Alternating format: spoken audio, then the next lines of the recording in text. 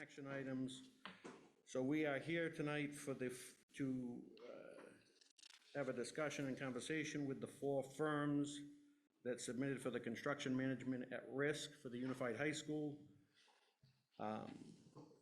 While our first presenter is getting set up, let me just say, again, I thank the members of the community, the building committee that reviewed these proposals. You have a spreadsheet tabulating all of those results in front of you. We received it this morning, and as soon as we received it, it went out to the committee. But we had representatives from the mayor's office, the council, the community, members of this committee. So again, everybody who took the time out of their normal schedules, thank you. I think, speaking as one of those scorers, I think what we'll see tonight are 4 really best-in-class firms. 4 firms that are experts in, not only in the building trade itself, but specifically to school construction. All 4 were very impressive. I think you'll see that tonight. And I look forward to the presentations and the discussion and decision of this body. With that being said, Megan, you're going to kick us off?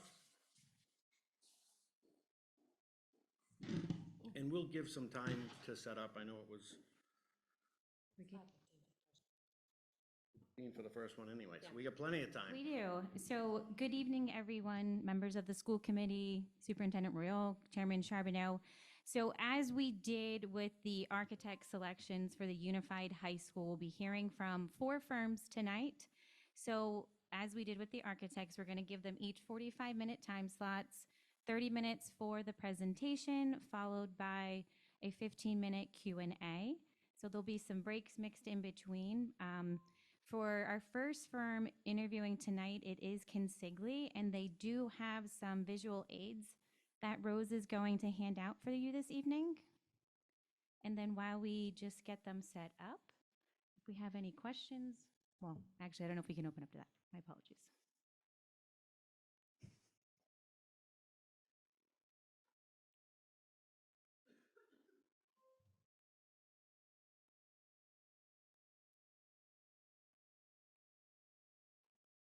Thank you, Rose.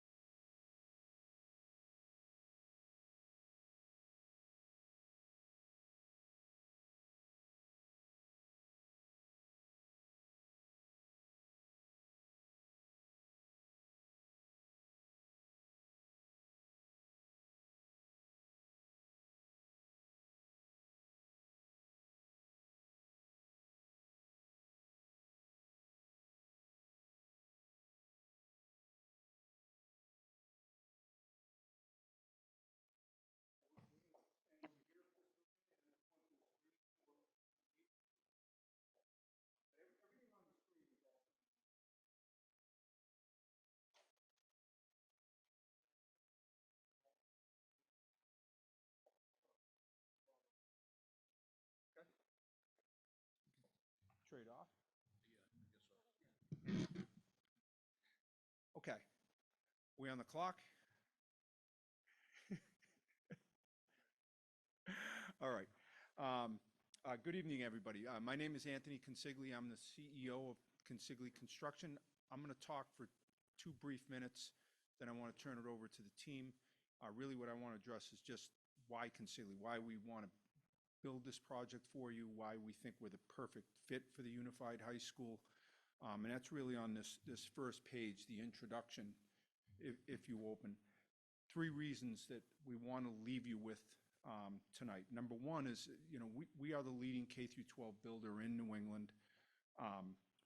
We have a lot of ideas, a lot of lessons learned, a lot of things that we want to bring to the table during the planning process, the pre-construction process, to make this the best school possible.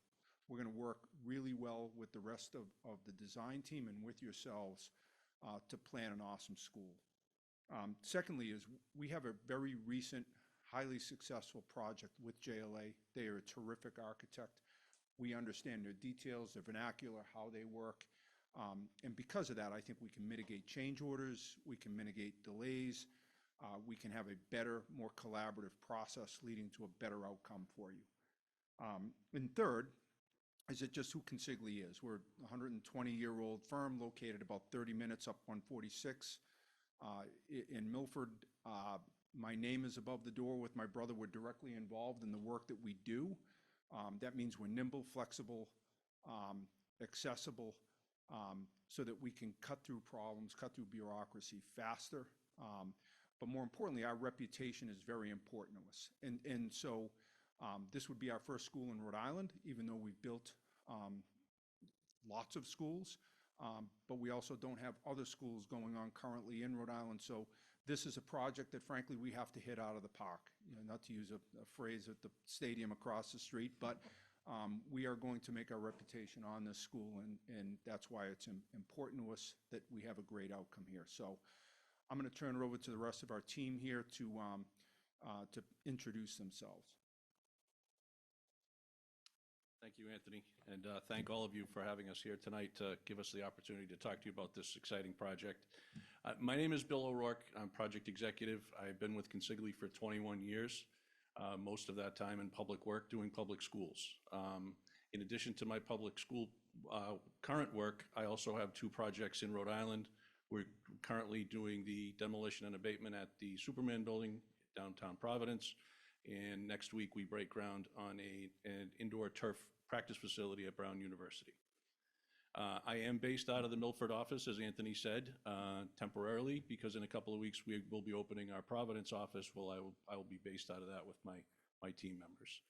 My role as project executive here will be as team leader from notice to proceed through closeout of construction. I will be providing all the necessary support and resources to the entire team to assure a successful project for everyone involved.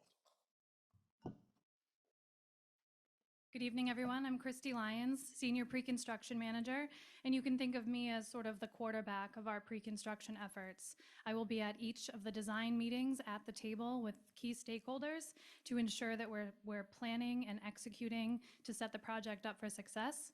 I work entirely in the K through 12 sector on projects such as Attleboro High School, Waltham High School, and the Fuller Middle School with JLA.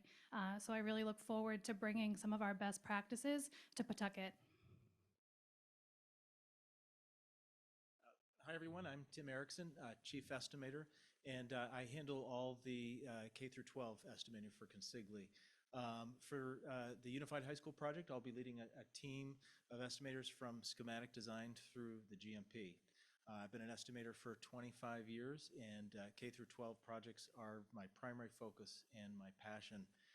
In that time, I've worked on over 60 school projects totaling more than $3.5 billion. That includes the Fuller Middle School project with Jonathan Levy and his team. And I look forward to an opportunity to deliver you a successful GMP at or below the $281 million budget. Thank you. Good afternoon, everyone. My name is Dean Archambault. I'm a General Superintendent with Consigli Construction. I've been here 20+ years.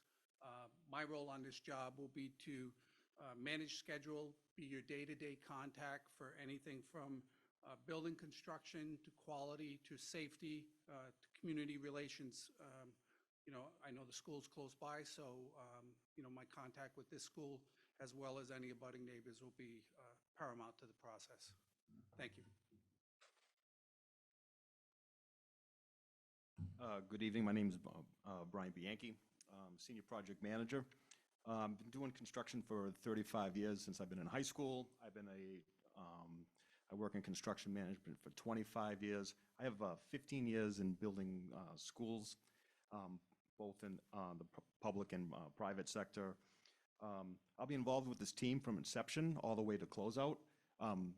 My main job on this project really is I'm the conduit between just about everybody. And, at the end of the day, I'm just looking to keep things smooth and then really kind of be that guy that you can lean on when you get questions and you need to communicate between all the other aspects. Thank you. My name is Brian Kingsbury. I am the Safety Director at Consigli, and I am here to support the safety of the project from pre-construction all the way through completion. I work closest with Dean and with Brian, working with our subcontractors as well, bringing you a safe and high-quality project. So as you can hear from the self-intros as well as some of the statistics on this slide, we bring an A-plus team to this project, a true school building team. As Anthony said, we build, I think, lots of schools was the word that he used. Nobody builds as many schools as we do. And for us, it's not just about the brick and mortar, it's what a school brings to a community. And we pride ourselves on becoming integrated with the communities that we work in and we build schools in. It's at the core of what we do. We don't jump in and out of the K-12 market based on the economy. It's been a staple of what we do. It always will be. So again, Class A team, I don't think you'll find a better one. Just the continuity of the team that we bring, that we've been doing this together for a long time here at Consigli. And as well as that, we've got a very local team, as you can see in the bottom right corner. Dean and his entire field ops team are residents of Rhode Island. And one of our proposed superintendents, Rosa, she's also a resident of Pawtucket. Before we dive into the sort of the meat and potatoes of your project, we just wanted to highlight a couple of relevant recent projects that we've completed. So left-hand side of the screen, you've heard this mentioned a couple of times already by Christy and Tim. That's the Fuller Middle School project in Framingham, Mass. We completed that with JLA. I was the project executive on that project as well. So looking at the current drawings for the Pawtucket High School, we're seeing a lot of similarities in the design, shape of the building, that kind of thing. So one of the major takeaways here is Tim and Christy and our entire estimating team that estimated Fuller and brought that on budget will also be on Pawtucket.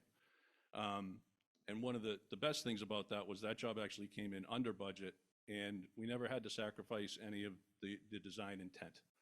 So that's going to go a long way here. And then the other thing is we've got a lot of lessons learned from actually building the building.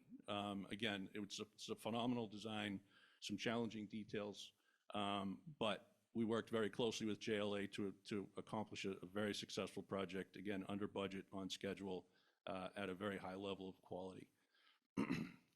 Just quickly, on the right-hand side, the bottom two pictures, two large high schools that we are completing. Waltham High School in the middle, we're completing that this summer. And then Attleboro High School, just a few miles up 95 from here, we completed recently. Both similar size to Pawtucket, as well as both having CTE programs within the schools.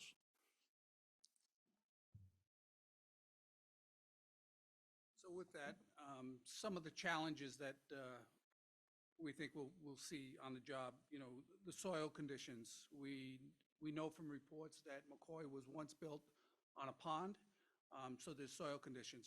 Are we going to be removing all that soil and potentially bringing it to Rhode Island Resource Recovery? Are we going to be using rammed aggregate piers?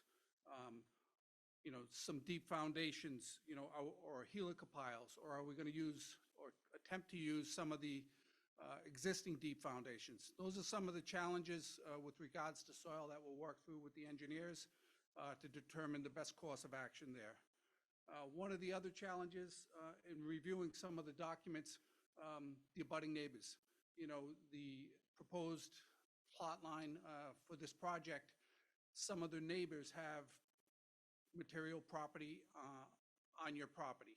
You know, whether it's sheds, whether it's they've enlarged their property, there's a swimming pool that's shown on one of the documents. Those are some of the things that, if requested as the construction manager, we'd work with you to help to get through that process. But some of the things that we've observed and noticed on the documents. Thank you. So trucking and traffic, I like to say it best as being a good neighbor. So at our construction firm, one of the things I think we do best is, you know, we work in a lot of communities with a lot of people, you know, a lot of sites with schools next to one another. And, you know, we're great communicators. We try to get things out there ahead of time on, you know, what's going to happen, when it's going to happen, and what the impacts are. So we can, you know, tell everybody what's coming along to eliminate any surprises, you know, to the best of our ability. With the school across the street, you know, we want to make sure we're notifying them, hey, we're going to be having, you know, at this date, we're going to be having, you know, could be a couple hundred steel trucks coming on site or demolition be coming off site. And just to be able to communicate that with the community, just so everybody's expectations are what's happening, so there's no surprises, I think it is something that we really do well. So regarding subcontractor coverage, when the time comes to go out to bid, we know there's a lot of K through 12 work coming up in the state of Rhode Island. That puts an additional strain on an already saturated subcontractor market. So in addition to soliciting from our core Rhode Island subcontractors, including Arden Engineering, H-Car, Century Drywall, J.R. Venegro, just to name a few, we'll be pulling some of our other New England subcontractors that consistently bid our other K through 12 projects. They follow us from project to project, knowing that we run safe, clean, and tight projects. That ensures not only that we'll have more than 3 bidders in every trade, but that we'll be turning every single stone to make sure that we find the appropriate balance of cost and workforce to make sure that we save Pawtucket money and also maintain schedule throughout construction. In addition, we'll be looking to bid key trades self-perform. That would include concrete, finished carpentry, siding, doors, frames, and hardware, just to name a few. And this would not only help to hold the other bidders accountable, because we'd be bidding alongside of them, but it would also make sure that we maximize competition throughout the bid phase. Okay, that's a good segue to pre-construction, my favorite part of the project. And if you're following along in your book, we've transitioned to the next page where we've identified a pre-construction timeline, really over the next year and a half, focusing on a final GMP approval towards the end of 2025. I want to highlight our first major deliverable, the schematic design estimate, which is significant in that that is going to be the baseline at which we compare all of our subsequent estimates, and also at which we compare some of the early release packages. So that's really critical. Now, I'm not going to walk through every other component on the timeline, but really what I want to highlight is that our pre-construction service is much more than just cost estimating. We're a true partner throughout, and our focus is on identifying risk, but also identifying a plan to mitigate risk, such as soil conditions, studying early on what the options are for ground improvement, soil removal, soil modification on site, reacting to market conditions as it relates to procurement and lead times. And this is all to ensure that we're delivering cost and schedule certainty throughout. At the bottom of the page, I want to highlight 4 specific elements, components to our pre-construction that's going to ensure that we're mitigating risk. One is a collaborative, comprehensive constructability review process. And this is us as your construction manager being at the table with your design team, with JLA and DLR, making sure that we're informing the design documents to means and methods, how we plan to phase and approach constructability details. This is also going to prevent any potential scope gaps, which again is preventing use of change order dollars. We're keeping all of the money into the GMP so that you're not spending additional monies.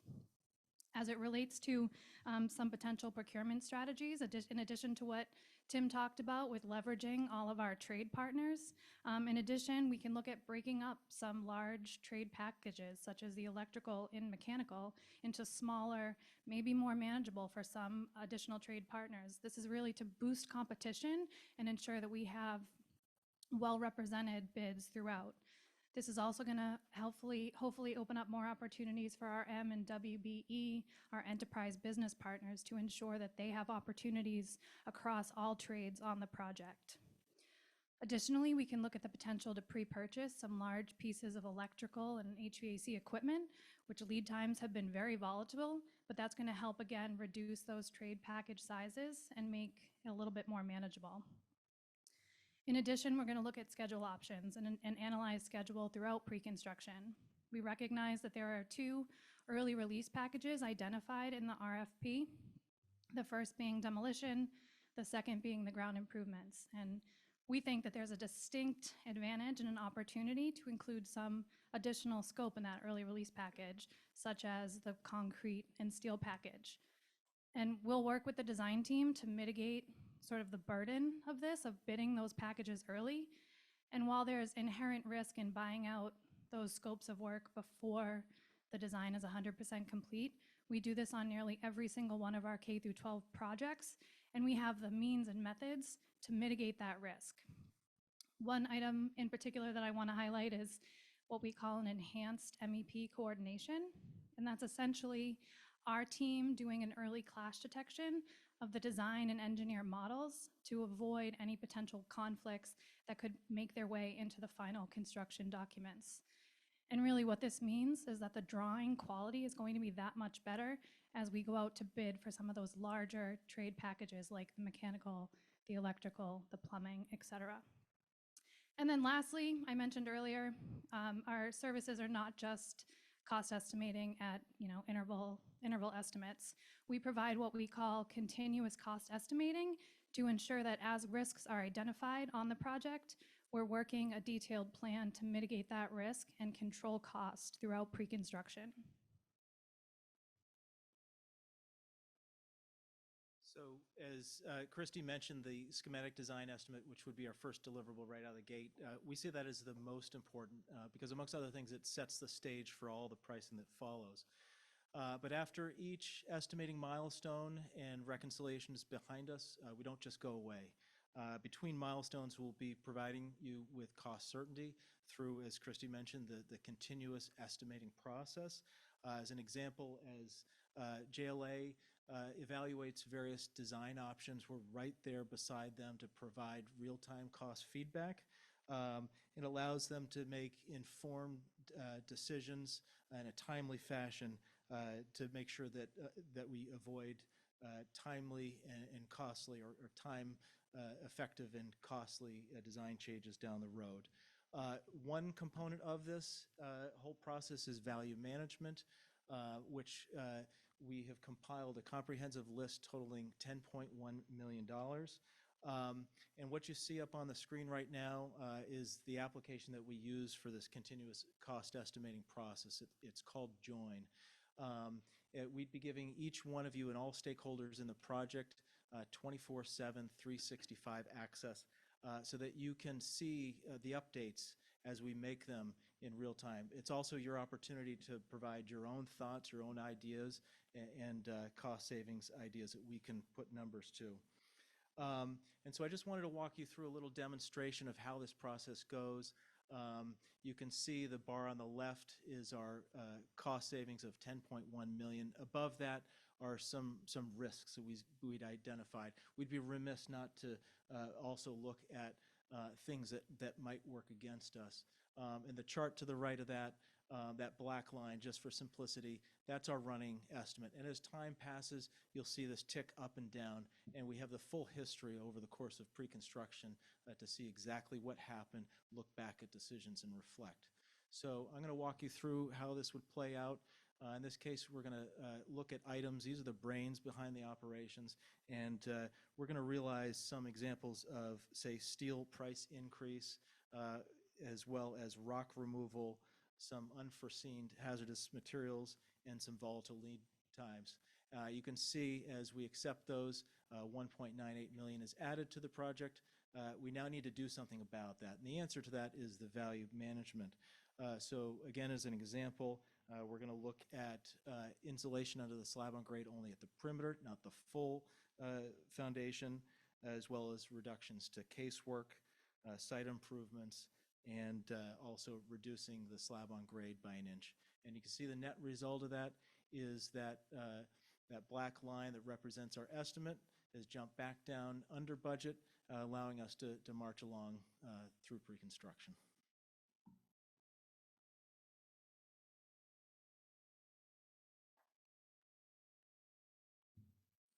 So financial and change management. So change management to us, doesn't come when something happens on the job site and changes.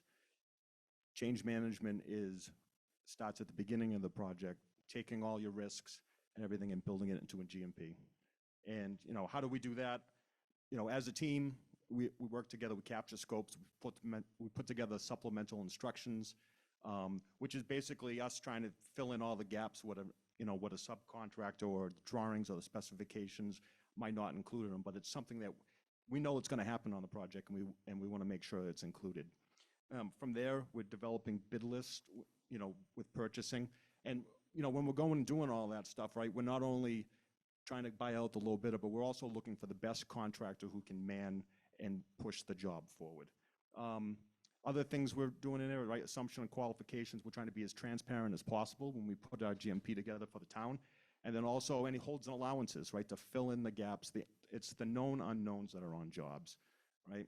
And then, if something does come up on the job, which, it always, unfortunately, sometimes it does, when we get a change to the project, it's us sitting there going through it as a team, redlining the proposals, talking about it. Is there another way we can do it? And being as transparent as possible and tracking it all log.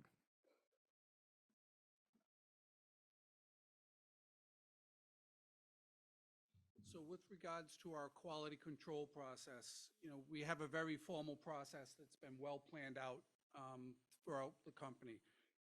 We use a material delivery log, and the material delivery log ensures that the material is coming. We know when it's coming and it's going to be there, so when we need to install it, we're able to install it. That requires multiple phone calls from our project engineers right till the material arrives on site. We also use what we call a punch as you go. So it's basically a punch list from day one once we start work on a task. That's different than the punch list that we'd be getting from the architect at the end of the job. But what that does is it allows us to document from day one the work that's going in place to ensure that we're building it correctly and we're not going to have issues and nothing's going to get buried that was done incorrectly. That also requires a lot of testing that would be done, whether it's air testing or vapor testing on windows. On the screen here from Fuller Middle School, we got a couple of mock-ups that we did. Now, the mock-ups are important. They're full-size mock-ups, but that ensures that everyone understands how the details are going to work with regards to any of the flashing around the windows, whether it's at the sill, whether it's at the head. So when we're doing our testing, we know nothing's going to leak.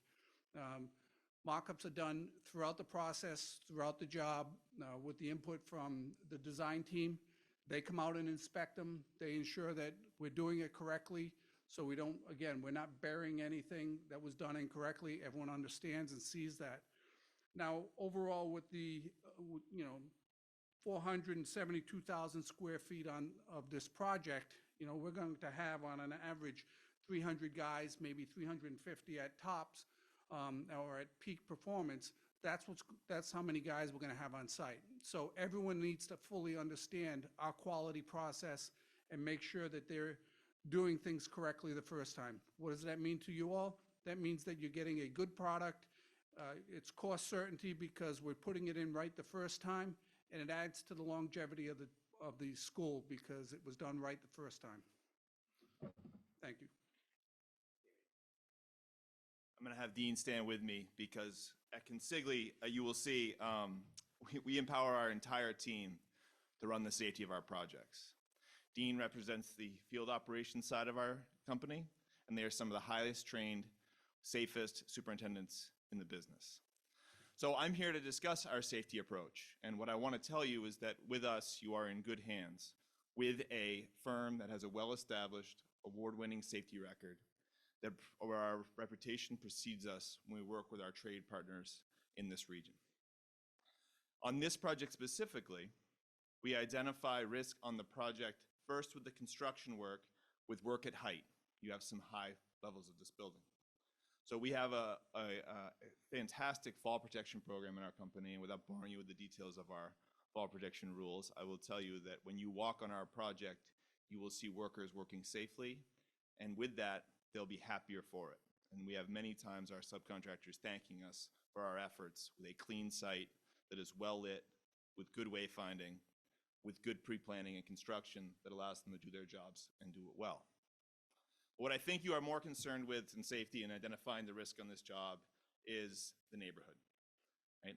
At the end of the day, you'll have students occupying your building, 2,200 of them or so, and they'll be occupying the neighborhood as well. And the first disturbance is the construction. So during construction, we will establish a logistics plan, which Dean will get into in a minute.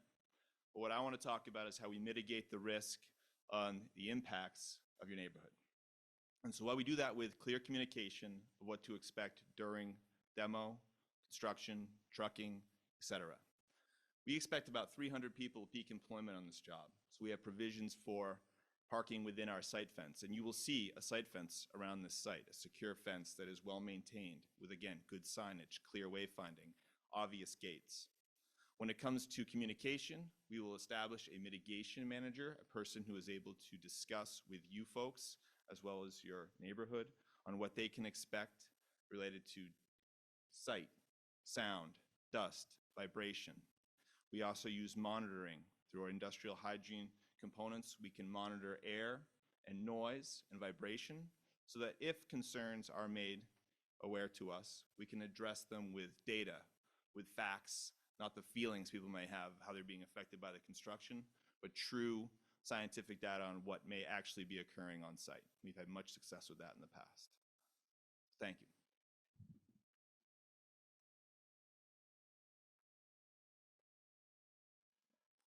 So project schedule, just a couple things on the schedule. So right now, you know, the timeline that's out there is the school is finishing up in the February of '28. A couple options, you know, that we were kind of thinking of internally. So geothermal wells. So this is one item that, you know, Christy brought up earlier, and you know, geothermal contractors right now, they're booking at least a year out in advance, because a lot of schools, this is something that they're pushing. So, you know, to be able to pull back and release a geothermal package earlier, I think would be a benefit to this project. And also, a couple of the things we were looking at is your structural steel design. Looks like it's, you know, it's a little further along. So like a suggestion that we have is pulling back the structural steel and concrete release packages, you know, and if we can kind of squeeze the gap a little bit and maybe make up 3 months on the end, you know, you could realize you know, a little over $1 million in savings in reducing GCGR cost on the project. Thank you. In essence of time, I'm going to flip through these next few slides a little bit quickly, so I apologize for that, but I'd like to get through these. So with regards to logistics, you know, you'll see the orange and red fencing around the perimeter of the site. So as Brian mentioned, we're going to have fencing around the entire perimeter. We've also allotted an area for the firehouse and the fire apparatus to make sure that they can turn around. And we've identified a few access points to the site, one of them being by the firehouse. In the event of an emergency, we want to make sure that they can get into the site as quickly as possible. And then along Division Street, but Gate A, which is, we'll call it Page North as you're looking at the screen, that will be our main egress and exit from the site. And the reason for that is that it's the least amount of impact to the community, and it prevents trucks from having to drive across the front of the middle school here, Jenks Middle School. So we utilize that to get us to 95 as quickly as possible. Over on the next slide, so what we've identified here is the start of the demo of McCoy Stadium. So you see the start of the demo is happening. That gray square in the upper left-hand corner, you know, on the drawings, we identified some details for geothermal wells. We think that that would be a good place to start the conversation about where we're going to be putting the wells, but obviously we got to talk with the design team about where that's going to happen in regards to that. On the next slide, we're talking about between October 25th and December 25th. That's when the real excavation is going to start. So we're going to start the excavation, and we're going to provide a road around the site that we're going to put binder down, as well as our egress road. We're going to have binder put down there with a parking lot for the craft workers and a laydown area just below that. On the next slide, we show you, again, some more utilities. The green dash line, the blue dash line are some of the deep utilities that need to go in. And we'll continue with our excavation and start our steel. The steel in the tower will go up first. With regards to that, we have approximately 3,000, 3,500 tons of steel from what we can see. What does that mean? That means we've got approximately 150 to 175 trucks of steel that will arrive on this site throughout the process of the project. On average, that'll probably be somewhere in the neighborhood of 4 to 6 trucks each delivery day. So that means 4 to 6 trucks leaving. So there'll be 8 trucks plus or minus coming into the site, leaving the site each time we have steel deliveries. This photo here of the logistics plan shows me with 2 cranes. The thought process there was that once the tower is built up, we plan on starting the structure on both sides, the north side and the south side, to accelerate the process of the project to get us to the point where we're then working on fit out. So with the fit out, you know, again, looking at an area for geothermal wells underneath the ball field, we think we can establish another area that the design team can look at for geothermal wells, and then fit out will happen. Once we're completed with the wells and all of that, the fields will be laid down, ground conditions will be cleaned up, and then we'll end up with a 472,000 square foot building for the city of Pawtucket. This slide here, honoring the past and building for the future. As a lifelong Rhode Island resident, I've been at McCoy numerous times. As a child, I was a season ticket holder. So when they left Pawtucket and went to Worcester, you know, that was a little bothersome for me. It reminded me of my childhood as well. When the Rhode Island Reds left the Rhode Island Auditorium, I used to go to those hockey games. I went to these ball games. So McCoy Stadium and Pawtucket Red Sox were something, something to me. Seeing McCoy the way it is now, we're looking to incorporate some of the artifacts from the school, whether it's home plate, whether it's the lockers we can put in the locker room, or potentially the benches, or we know there's access to original drawings from McCoy Stadium. Maybe framing those or making prints to put in the lobby of the new school. Getting student involvement, you know, both from Shea and Tolman, getting their involvement and seeing what they think and what we can incorporate there from McCoy into their new school, because it's ultimately we're building the school for them. You know, that's the great part about what we do, what I do. You know, we're doing something for the future, and getting the kids involved would be huge for this project. So thank you for your time.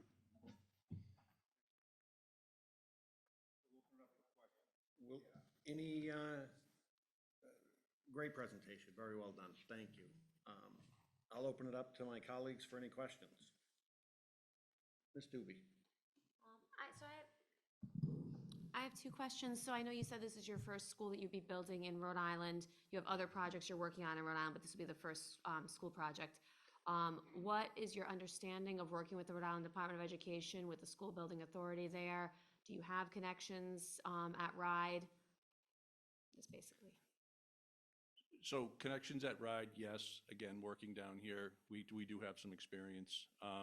The public school system, I don't know what the answer to So, I that mean, is. we've gone after several schools to date. This is the first year that there is as many as there is, but I'm trying to remember the name of we've gone in front of RIDE for the permitting. We've met with them several times. So we don't feel like there's any issue there. Talked to Jonathan Levy about, this school in particular. But yes, we do have experience. Even though we have not built a public school, we have been speaking with RIDE. Wonderful. And then the Fuller Middle School, you mentioned that came in under budget. When was that completed?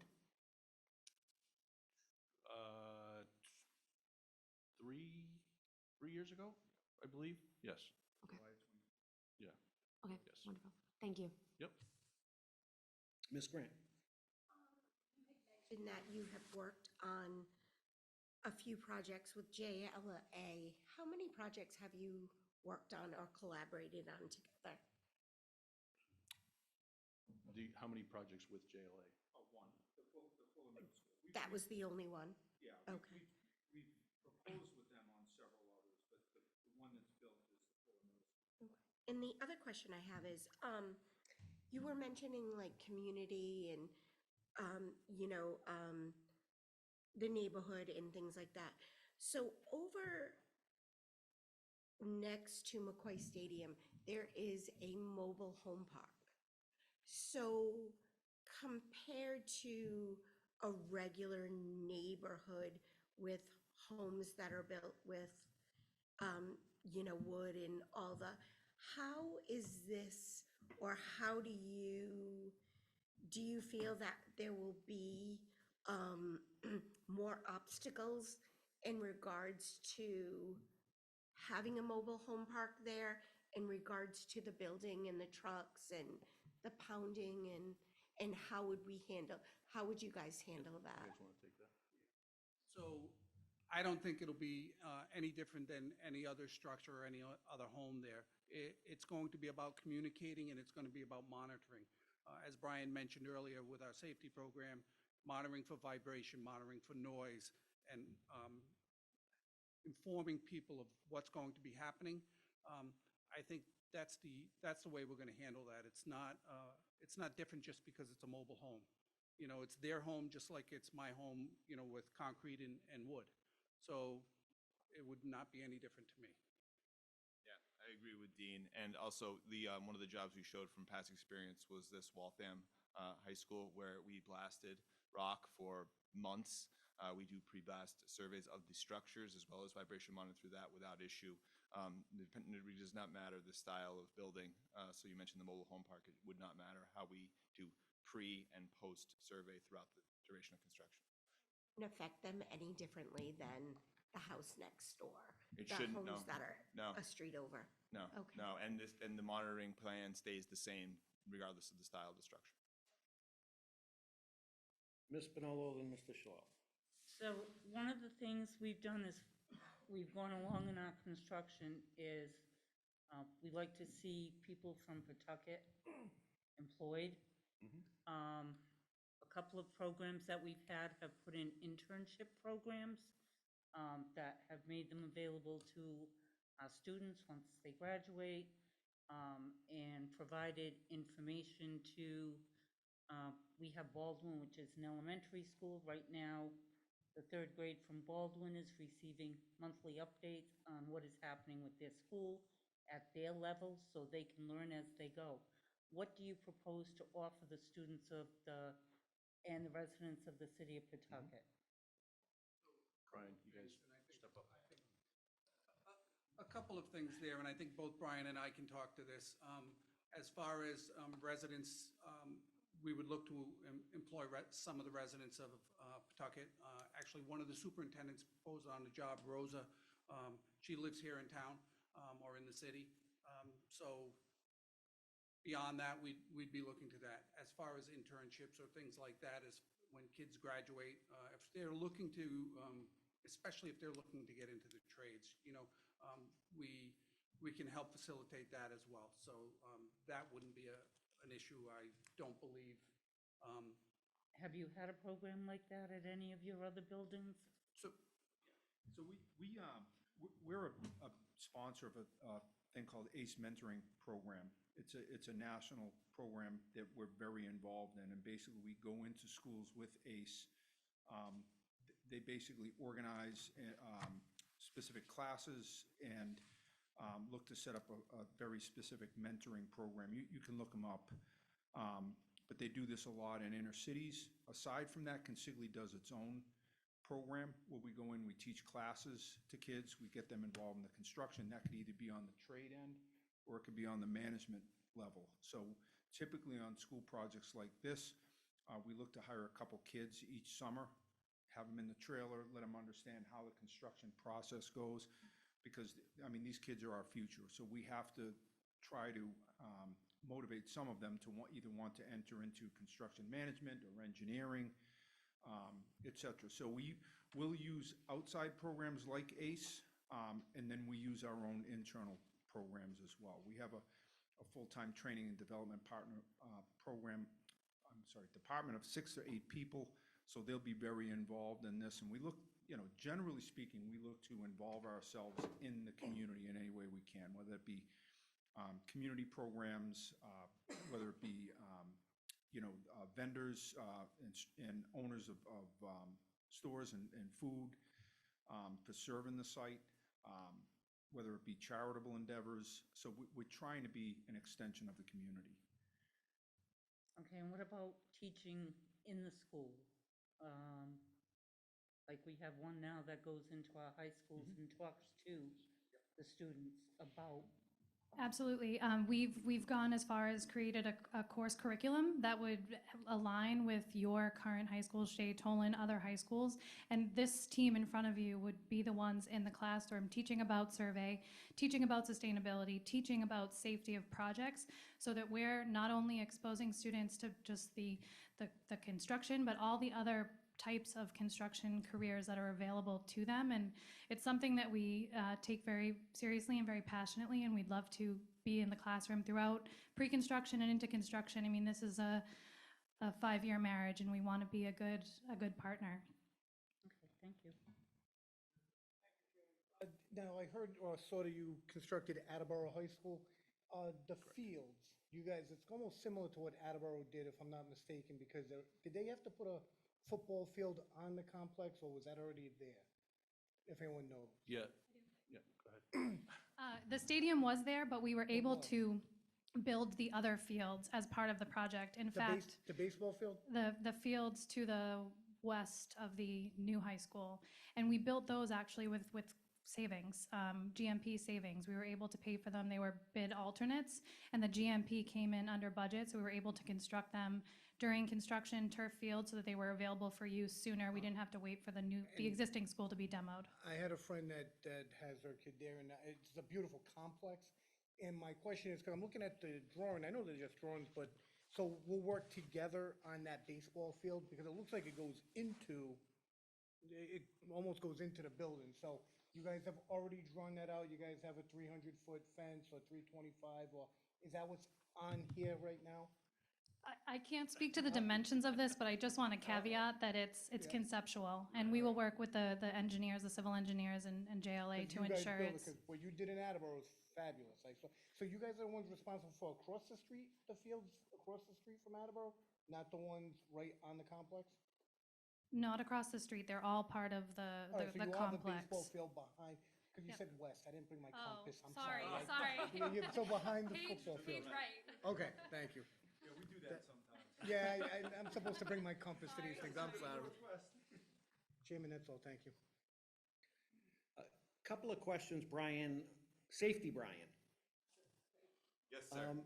So, can you, 20,000-foot view of a day on the site in safety, being that we're 4 to 6 deliveries, steel trucks, and you're across the street from from this school, a middle school, trucks coming back and forth. How many people on site dedicated to safety, and what's that look like? Gotta bring my buddy Dean back up, all right? Because right. the superintendent, again, really does run the safety of the project through their scheduling and logistics as well. So you ask what that looks like, and I lead you back to the logistics plan that is well conceived prior to. But you ask what a day looks like, it's the workforce arriving on site, parking in the designated parking areas and having a minimal impact on the neighborhood in doing so. Starting noisy operations at the designated time or after, meaning we don't let folks start ahead of time and begin banging away and disturbing the neighbors. With the delivery trucks you ask about, they're following a different trucking route than our on-site pedestrians and on-site parking, so as not to clash within the site.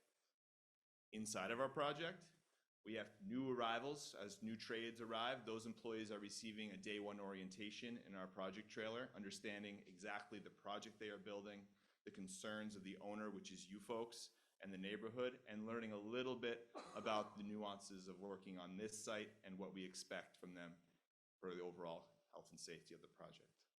Communication really drives, though, the day-to-day. And so our stand-up meetings that we do with all of our contractors every morning, we're talking to their lead people, and they tell us what their sort of challenges are for the day, and we're helping coordinate as we go through. And so the site is protected during the day. Absolutely. A student wanders across the street, they're not getting in there. No, they are not. No, wait, yeah, go ahead, Dean. Talk about your fence. So the entire site will have a perimeter fence all the way around. The gates, especially the gates here on Division Street, those will be locked. We don't need those unless the event of an emergency, and one of the assistant supers would have that unlocked in a matter of time because we all have walkie-talkies and we're constantly talking. So as far as access into the site, it'll be very controlled. If we have trucks coming in and out on a large basis, i.e. steel or concrete, we would have someone man the gate so that way we can monitor the traffic and we're not just leaving the gate open for vehicles driving in and out. One of the most likely scenarios that you're describing is someone who has a high level of interest in the project and wants to know more by taking a self-guided tour, if you will. Right. All right, the best way to get ahead of that is something we've done and had a lot of success on our projects, is getting out ahead of it and being able to share the project through the communication I mentioned, establishing viewpoints of the project in a safe location, like through our site fence with viewing windows, adding progress photos to a project website online that brings people into the project with walkthrough videos, drone flights, conceptual renderings, and all being able to show off what the end product will use and what will look like, so people can take advantage of seeing those without feeling the need to walk in. But no, the site is secure, it remains secure, it remains lit, and it is a nice, a really tight place there. All right, thank you. I know I don't have a mic, but your question is about the deliveries coming in and out. That was one of the reasons we want to establish this road here as our main delivery point coming out from here from 95. Basically come in, come this way, turn right into the site. This way here, we're keeping all the additional trucks and deliveries away from the school. And they're leaving the same route? They would come in here, we have this lot, we have this laydown area here, and they would come in and they would go back out the same way. And another benefit is this has a little bit of a slope to it, so you're gonna, it's gonna help control the noise from the trucks and keep all the traffic out in this one direction. Yeah, that location that Brian's pointing to does well to keep any real pressure off of the historic district and the other schools, this one specifically, adjacent, which we can also then incorporate blackout times for any deliveries. And we've done that on many of our projects where we say no deliveries allowed to pass through the neighborhood or be expected in the windows of your busing. All right. We also mentioned, I think during the estimating portion of it, that essentially you bid against some of the other contractors who are out there bidding projects to keep the cost down. Can you expand on that a little bit? You're asking about the self-perform trades? Right. Yeah, so there's a number of ways that we can do that. If it's preferred to make sure that everything's on the up and up, we can submit our bid a day early, in advance of the other bids. And that makes sure that there's no impropriety if that's an area of concern. But Because the subcontractors that we deal with on a day-to-day basis, they know that we self-perform a number of these trades. They inherently sharpen their pencil. They want to make sure that they have an edge against us. And just beyond that, it gives us that one extra bidder, if you will, above and beyond the status quo of three or more bidders in every trade. So, for us, it's a great thing for us to have our self-perform group on a project. In addition to that, Brian hadn't mentioned, with our self-perform and their red helmets on a day-to-day basis, it adds yet another layer of safety. They're another set of eyes and ears to make sure that our projects are run safely. Yes, just to back up a little bit, Consigli fashions itself like an old school general contractor, construction manager. We don't just do construction management. We have 650 tradespeople, carpenters, laborers, masons, a lot of them from this area. So we can not only bid on things like doors, frames, and hardware, or concrete or carpentry items, but it also, some of the benefits that we mentioned earlier, it also allows us to put local people to work. We can collaborate with local minority groups and local trade unions to get local people to work. So there's a lot of benefits that we can employ using self-perform. However, we've got to be able to add value doing it. We've got to make sure we're the right number, the right value, all of that. But it is a differentiator that you get with Consigli. All right, anything else? Ms. Bonello? So, just a couple of things, and they're minimal things, but on your pages in here, you have wheel washing. Is that all the trucks that go in that building in that area get washed before they go back out on the street? Yeah, and if we use what we may use on a project like this, we have an automated wheel wash. So as the project passes through the laser, the automated wheel wash turns on, the wheels are washed as it slowly drives through and exits your site, reducing any debris, mud onto your local street. Okay, and your sound barrier, on that picture, where would you put the sound barrier? I know you have a fencing all around it, but where would you put the sound barrier? It's a pretty incredible technical product. It is basically an insulated blanket that has been tested to reduce the decibels coming off the site.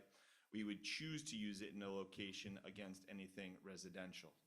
That is where we used it in Waltham with some success, and that is where we do here. So when we have our site fence, we have the ability to hang this off of that, and it reduces the sound coming outward of the site.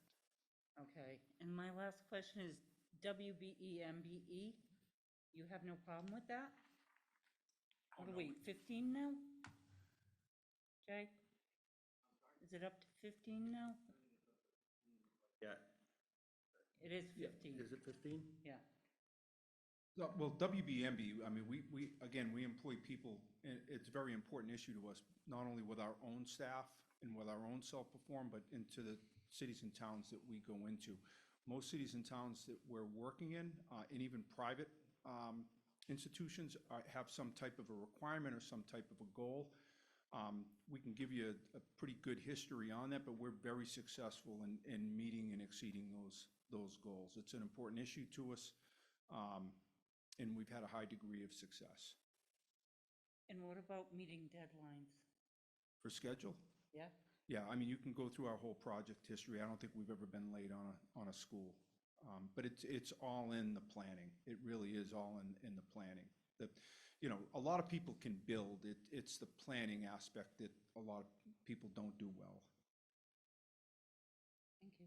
All right, thank you very much. Yeah, I would just say in closing, look, we know we have the experience. A lot of people have the experience. And as I said, a lot of people can build. I think we're a great partner, and we can bring that to the table. We don't know what you know about what your challenges are, what your concerns are, but we think we're the right partner to listen, understand, and then craft a plan to meet all those goals so that you have a great project. So thank you. Thank you, appreciate it. All right, we will be in recess for 15 minutes, 6:15 next. All right, we will reconvene in public session at 6:15. Megan. Thank you. And Right now, I'm just going to introduce the Dimeo team for you. They're our second firm for today's interview. So at this point, I'm just going to turn it over to the team. Well, great. Thank you so much. We really appreciate the opportunity to be with you this evening. My name is Anthony DiMatteo. I'm Vice President of Business Development and Marketing. I'm going to spend a minute or two just sort of setting the table a little bit with regards to our presentation this evening. First, I think, this is an exciting time in Pawtucket, as we all know. There's so much work has been done, and we'd be remiss in not congratulating you, the mayor, the city council, the Board of Ed, your building committee, of course, your consultants, colliers, your architects, in advancing this project to its point and where it is today. And there's a lot of work that's been done. You got through the referendum process, you've got stage 2 done, and you're really at a jumping off point, and we're really excited for you about that. The other thing I think that's really, really interesting here is what's happening in the larger community. We're currently doing the Tidewater project, which is a wonderful project, but there's so much more happening. The train station, the opportunity zone, the gentrification of housing downtown, and all of that is really contributing to a very vibrant community moving forward, much more vibrant than it's been perhaps in the last 10 or 15 years. So it's exciting to see that. And then the third part is when the Red Sox left, or the Pawtucket Red Sox left a few years back, everyone was a little sad about that. But just look at what's happened now with regards to this site and what's going to happen on this site for generations and generations of students into the future. It's just wonderful to see that, that leaving, but this coming now is going to just be a wonderful thing for not only the students, but the community, the greater community here. And it'll be generations of students that will benefit by this. So it's wonderful to see, and we're happy for you. Dimeo Construction is a company that many of you know. We are in our 95th year here in Rhode Island. We've really been fortunate as a company over generations and generations to really build a culture of performance based on fairness, integrity, treating everybody as part of the team. And that's what we bring to this project here for you, is really that commitment. And you're going to hear from a team here. We've done something very, very interesting here, and we're doing it on a few schools, and Colliers can speak to it because we're working with them down in Stanford presently with a joint venture partner. We've brought along with us to support us a partner that we're working with presently in Worcester, Worcester, Massachusetts, Fontaine Brothers. We're building the Doherty High School with them, and it's been a unique relationship, and it's a relationship we think that we're carrying here and will help you and help us really perform better for the community. So with that, I'm going to turn it over to the team, and again, thank you.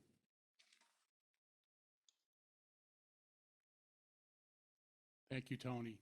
Up on the screen there, we have the agenda, and if you don't mind, I'm going to come over here so I can.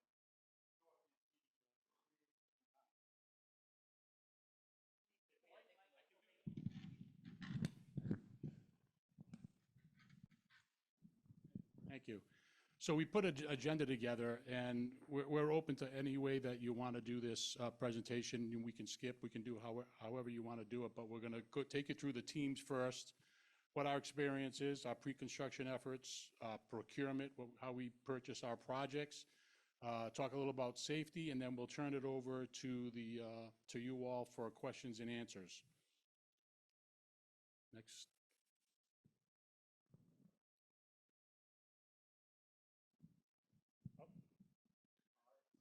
I'm first up. Good evening, everyone. My name is Chris Depper. I am the Chief Operating Officer.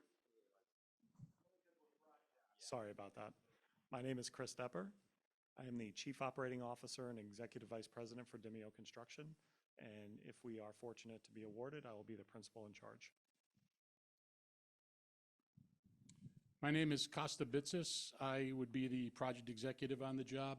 I've been with the company 39 years, and I've been in the industry for 39 years, and I am a proud graduate of the Pawtucket Public School System. So I think I've done all right from Pawtucket.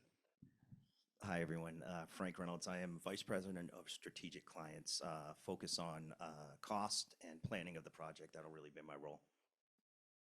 Good evening. I'm Mark Abdello, the Vice President of Construction Management for Fontaine Brothers, and I'll be talking about our involvement in the project. Good evening. I'm Jeff DiTilio, a Senior Project Manager. I'm going to be the point person on site for anyone that needs me. I've been with Demio for 25 years, more than half my life. Very proud of that fact, and it's more than, it's really a family to me, so. Good evening. My name is Jason Agresti. I'm the superintendent. I'll be in charge of the day-to-day operations on site. Good evening, Emma Keller. I'm a project manager with Demio, and I'll be responsible for the site structure and envelope. Good evening. My name is Bob Kunz. I'm the Corporate Safety Director for Demio Construction. For the first 17 years of my career, I worked in heavy civil site development and with Demio for the last 17 years. If awarded, I'm looking forward to working with your team from pre-construction all the way through warranty. Good evening. My name is Grace Sangrilli, Site Safety Engineer. I have not been with Demio for 30 years. I've been with them for 3. I did graduate from Keene State College with a Bachelor in Science for Safety and Occupational Health Applied Sciences. I look forward to working with all of you. Thank you. So one of the questions revolved around what are the roles of each individual and how will the project be staffed, primary contact point. So on the screen right now is the pre-construction and procurement phase. The folks with the 3 orange halos, that's myself, Jeff DiTilio, and Costa Bitzis. Those will be the individuals you will hear from, on a daily basis, will be at your hip. Obviously supported by folks in the prime office, with folks that really center their efforts on civil, structural, architectural, and all the way through specialists in MEP systems, et cetera. And you might be asking yourselves, what is this in association with Fontaine? What does that mean and why? So I'm going to let my partner, Mark, chime in on this. But as mentioned earlier, we've had a great, successful relationship in the past, currently on Doherty High School. But take it away, Mark. Thanks. In order to describe our role on the project, it probably is helpful to understand who we are. Fontaine Brothers is a 4th-generation family-owned and operated construction company based in Massachusetts. We are the leading public school builder in the state. We've built more public school square footage than any other firm. More than 130 public schools, more than 30% of those are high schools. One of those high schools you're going to hear about a couple times tonight, which is the Doherty Memorial High School in Worcester. It's over 400,000 square feet. It has a significant career technical education program involved in it. It's being built on an occupied site in a densely populated residential neighborhood near one of the busiest intersections in the city of Worcester. So lots and lots and lots of similarities to your project. Over the years, we have had the good fortune to work with clients on a number of vocational, technical, now career tech ed program spaces. Those spaces are extremely unique, and we've learned a couple of things over the years. Click. Faculty involvement is critical to these spaces. They are very specialized, very unique spaces. Getting the faculty who are going to be instructing students in these spaces involved in the design process, not just at the programming level, but in the MEP coordination. Where are the electrical outlets going to be? Where is the drainage going to be? What types of flooring and surfaces are appropriate depending on what those career tech ed spaces are going to be? As a school builder, we're very familiar, and we are always involving the facilities management team so that we can be looking at energy management and how the building is going to be operated or maintained. But that effort needs to go beyond the facility staff in a situation like this so that we're engaging the staff that are directly instructing your students in the CTE spaces, which are going to be constantly evolving as changes in the industry occur. So I would love to answer any questions when we get to the Q&A about either our involvement or specifically about the CTE spaces. But until then, I'm going to hand it off to Costas. Thank you. So what we have here is our org chart for the construction phase services. Up at the top, you just see myself, Jason, and Jeff DiTilio. Off to the right is where we're supported by our field staff, made up of site safety individuals and the like. In the middle, we have our structural and envelope superintendents, project managers. And off to the left, we have our MEP coordinators and our CTE individual. And down at the bottom, we have what we call our central services, which support the team as well. We have 170 professional individuals at our office that work on these projects on a daily basis and lend support to us. And the strong takeaway there is 11.9 full-time equivalents. So we've staffed the job, for success. nearly 12 people full-time on the project. To get into experience, I've had a part in putting together almost $1 billion worth of work in public schools. 3 of them are on the screen here: Newton North High School, Grafton High School, and Duxbury Middle High School. Very proud of all those achievements, and they all have some bit of CTE as well. I'm going to pass it on to... The 2 projects you see on the screen now, on the left, you have the Providence Career and Technical Academy, one of them forefront leaders, or one of the initial leaders in the state public CTE programs. And on the right, you see East Providence High School recently completed in the last couple of years. I was an integral part of both of those projects and really proud to be a part of them. They were real nice jobs. So on the screen, I have a couple of case studies, and I really wanted to highlight these 2 projects because I thought they applied so well to the Pawtucket School. The one on the left here is West Hill High School. It's a project that's currently in schematic design. Completion date is forecast as 2030, and it's a 52-month project, right? And you're going to see kind of how that correlates with delivery of the Unified High School. The difference is that we're going to cohabitate with the existing school. That school is going to be built, and then you're going to demo the school, and that's where the fields will be built. So when you compare that to the PHS school, it's obviously going to be quite a bit more compressed. So Jeff will talk a little later about the schedule index there. But when you really think about the level of detail that goes into the CTE program and the knowledge base that's being accumulated right now on West Hill, it's a perfect index with our project. Another strong takeaway is there's a significant amount of hazmats that need to be dealt with for this project. There's a 380,000 square foot building being taken down.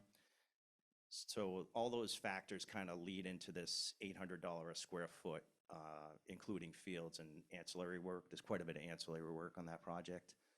So a tick higher than we have planned for Pawtucket at this moment. So another similar project experience is Doherty Memorial High School, which is actually where I am currently working. It's a 425,000 square foot high school.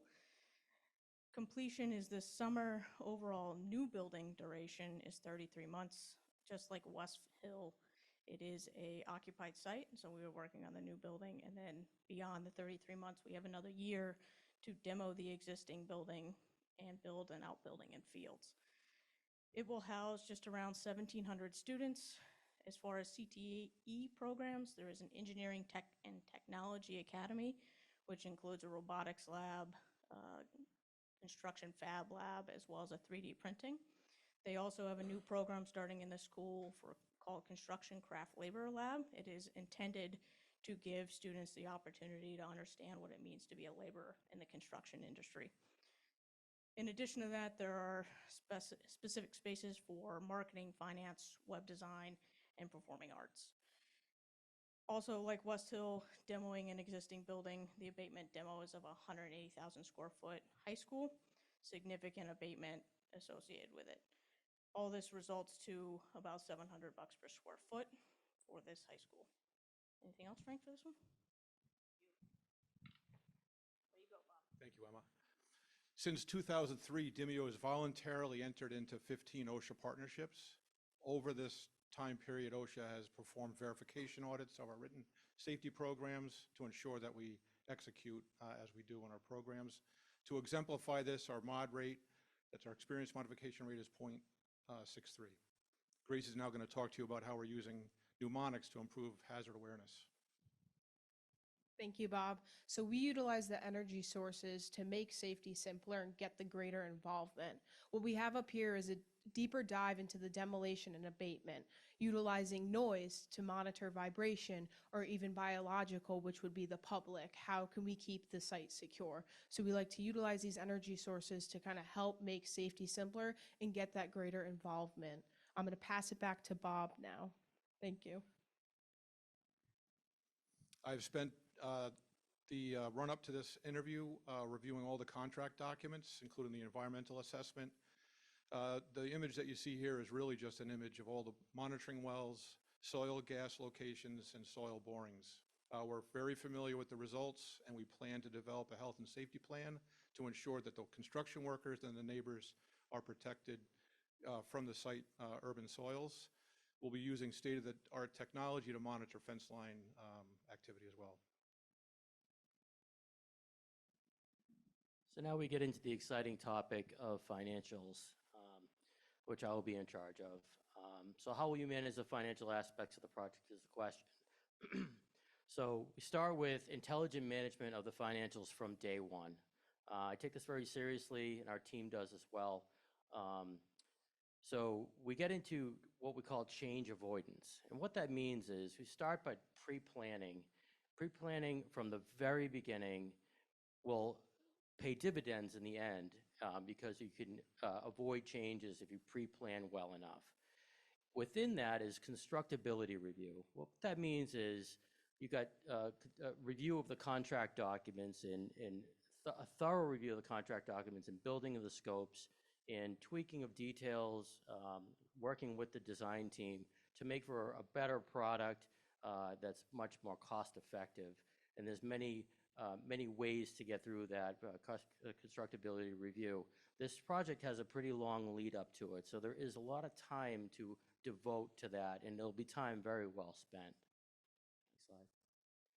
So we get into the change management process. So once we're in the project, what are your construction issue and change management procedures is the question. So for us, it's a very proactive process. Communication is the key. Transparency, we're going to see everything that we see. No surprises. That's the biggest thing. So we want to make sure that there's no surprises for cost increases or cost for changes that come up. Got to keep up front. And then keep current with the process, which is very important. If you lag behind, then problems happen. Mitigating the owner's risk. Our process is all about mitigating the owner's risk.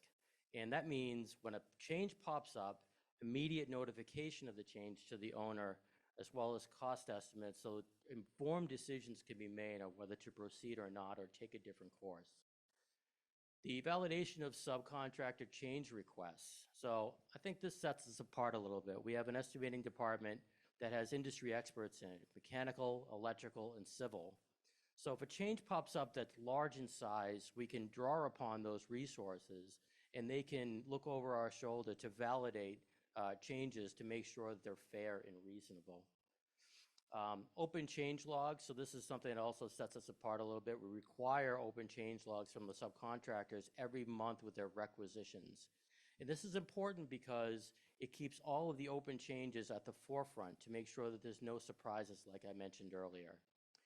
And then lastly, the uniformity of subcontractor proposals, making sure that they all look the same, so we're not looking at apples and oranges. And then overall for the process, we use Procore for all of change management, with the exception of the T&M process, time and material process and slips, to which we just brought in ClearStory to start working with.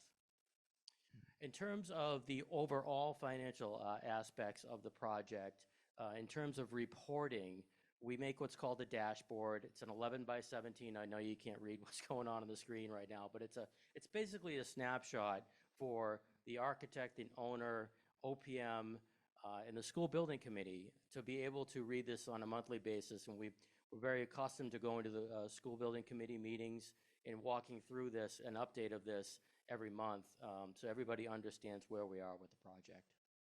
Go on to community now. Oh, I'm sorry. So I thought this was a super interesting question. I don't know who asked this one, but I love this question because no one ever wants to know what the construction guys think about, design. And I thought this is awesome, So we kind of challenged ourselves and said, how can we celebrate the history of McCoy Stadium and incorporate it? So we thought, okay, we have this community idea. We can make use of the seats, and we can kind of salvage those and make them available to Pawtucket residents who might want them, as a showpiece or a memorabilia type piece. And I actually saw online $700 for that one in red. That's not a joke. And then we thought about on-campus features. How can we actually integrate some of these fixtures as permanent showpieces on the site? We thought, maybe you salvage the seats and you install them as a permanent feature in the outfield of the new baseball field. And maybe we salvage the scoreboard and we, memorialize the longest game and make that a permanent site feature. And even so much as, engaging the students, the artistry of the students and the machinists and the mechanics to make the base, through salvage materials. And of course, as I drove around the corner, I saw Pause. We have to make sure we include Pause, right? So that'll be part of it. So at Demio, we have a pretty great education program that we use for K through 12 students. And we would jump at the opportunity to get involved with the 2 high schools that this new building is replacing, as well as this junior high and the next door elementary school. We would go into their classroom and discuss everything from the site work that they would see all the way to the interior finishes, bringing in photos, drone videos, and give them a total understanding of what is going on at their new high school or outside their window for these kids.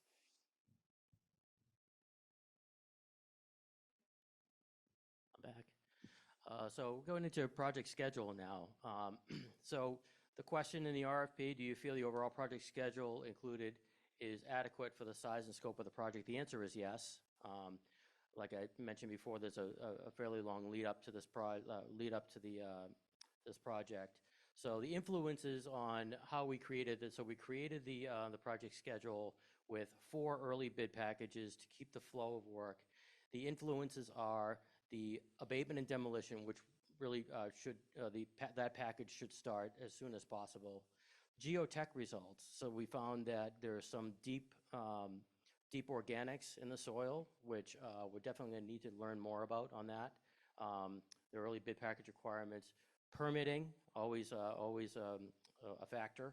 And most importantly, FF&E, CTE, AV and similar, and MEP systems commissioning. So those last 2 we know are very important, are kind of pinch points for owners on projects to make sure that those happen on time and so the school is delivered accurately.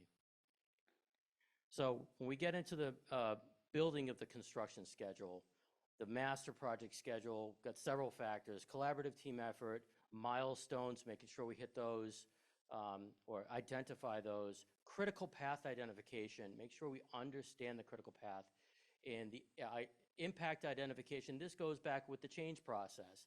Early identification of changes, well, that flows into impacts. And then turnover planning, like I said, FF&E, MEP commissioning. Micro schedules, so that's the master project schedule I just went through, those factors. The micro schedules that we work on a weekly basis, production schedules, I'll get into that in a second. Pull planning, so what that is getting the subcontractors to sit down and understand all the correct handoffs to optimize the schedule duration so we can make up time in the schedule. And then a 3-week look ahead is a mini schedule that we update every week and present every week at the owner meetings to make sure that we're staying on the overall schedule. So these are production schedules. It's kind of hard to see, I know, but they're basically simple one-line schedules that reflect each trade's activity. So we can identify if a trade has started off in work. So on the left is a site work example. If they're not moving as much soil as they need to, or we're tracking that they're falling off the pace, we can show them very simply, hey, you're falling off the pace, you're the line below, and you need to add manpower or equipment in order to make the recovery to make the schedule. It's very simplistic, but it works. We've done it many times. All right, speaking of schedule, I'm going to run through these pretty quickly to get everyone back on schedule tonight. So you see here on the screen a quick logistics slide, some of the critical items we identify early on to make sure the project gets going in the right track. The site access and site security, making sure the perimeter is monitored 24/7. Soil disposal, testing and trucking, making sure that everything's tested ahead of time, how the truck's getting in and out, making sure there's no conflicts there. Demo sequence, utility sequence as you work around the property. Courtyard construction access in and out, make sure there's no problems with that. Impact to the education zone, the building we're in now, the little elementary school next door, communication with the community. Those are all the key important factors early on. For community communication, we utilize these dashboards. We post these on the exterior fence line so the community knows what's going on. We want them to know what we're doing, what we have planned. So we have the activity look ahead. We want them to know we are monitoring the vibration, the noise, the dust. We want that overall communication with the community. We utilize the project update page QR code. They can scan that and they have access to that. I'm going to hand the logistics slides back over to Jason. Oh, we also have it in Spanish as well, as you see on that slide. Thank you. Continuing on the logistics, another thing we identify early on is truck routing. So how do you get from major highways to the project site? That's an important fact that's sometimes overlooked, making sure you minimize all the traffic through the neighborhoods with all of your heavy material. The next slide shows the sequencing of during the demolition phase. So the next few slides you're going to see are just different phases of the project. The key factor to keep in mind, this existing fire station down in the southwest corner of the site, obviously that's of utmost importance to remain operational and full access all around. The area to remain up in the northeast corner, you're going to see that consistently throughout these slides. The next slide's going to show site control and construction. So now you start to see the new school footprint taking place up in the northwest corner. The access down to the fire station remains the same, and temporary power in the lower left corner. Next slide shows site control and mitigation. Again, we're looking at doing some early activities around the perimeter of the site so that we could put down a binder course. It makes it easier for dust and noise control, as well as snow and ice maintenance in the colder months. And the last slide is just a snapshot of how we looked at doing foundation and steel sequencing. You can see it's a large complex building with a lot of different wings and a lot of areas. How you set up access for cranes and material in and out is of utmost importance. Thank you, Jason. Quality control, something Demio takes very seriously. The first day on the job, we will identify a champion for the project. In this instance, that would be me.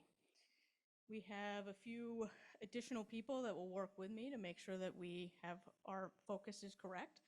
Steve with the MEPs, Danielle with the CTE systems, and Nick on the envelope. We'll partner up with the design team and the OPM in the city of Pawtucket to really kind of go through what's required. We'll set up a list at the beginning of everything that we need to be tracking throughout the job. Everything is then inputted into Procore as far as observations, punch list, and then it is tracked through Procore. We will also input all the documents, all the R5s, all the submittals, everything goes into Procore. This limits the risk associated with not knowing something changed, making sure that everybody is on the same page. And then another service that we offer is drone videos related to also thermal imaging. So with this is an example of Amazon.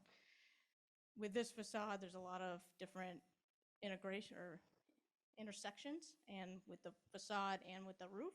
So it would be great if we can scan this and get an idea of any heat loss or any water infiltration in different areas. And this is something that we provide in-house, don't have to outsource. So we're going quick here, trying to recognize the 30-minute time limit. But one of the other questions here is relative to challenges and opportunities in the project. And obviously, each individual has a little bit different perspective on what the challenges are depending on their role. For myself, it's cost. I'm very focused on cost and planning of the project. And to me, that sub-market collision of all these school projects that are coming to fruition in the next 48 months is a challenge. And our opportunity here is to engage the sub-market early, and we have that opportunity because we've got this 19-month run-up. Between early bid packaging that Jeff mentioned earlier, engaging the sub-market and really creating a project buzz around this project. When you think about this project in comparison to some of these others, it's a very complex project, but it's a nicely sequenced project. You don't have to worry about the building and then take down another school and then build a field. It's start to finish. So that's going to make this really palatable to the sub-market. Again, I'll speak a little bit about constructability. And the challenge is managing the scale of the project. So we realize that the design idea is to take two schools and make them into one school and kind of neighborhoods within the school, not trying to make a super Walmart out of it. So we look forward to working with the design team and the school to make sure that we optimize the costs for the project and leverage the pre-con phase, study the materiality and the facade, possibly facade prefab studies as well.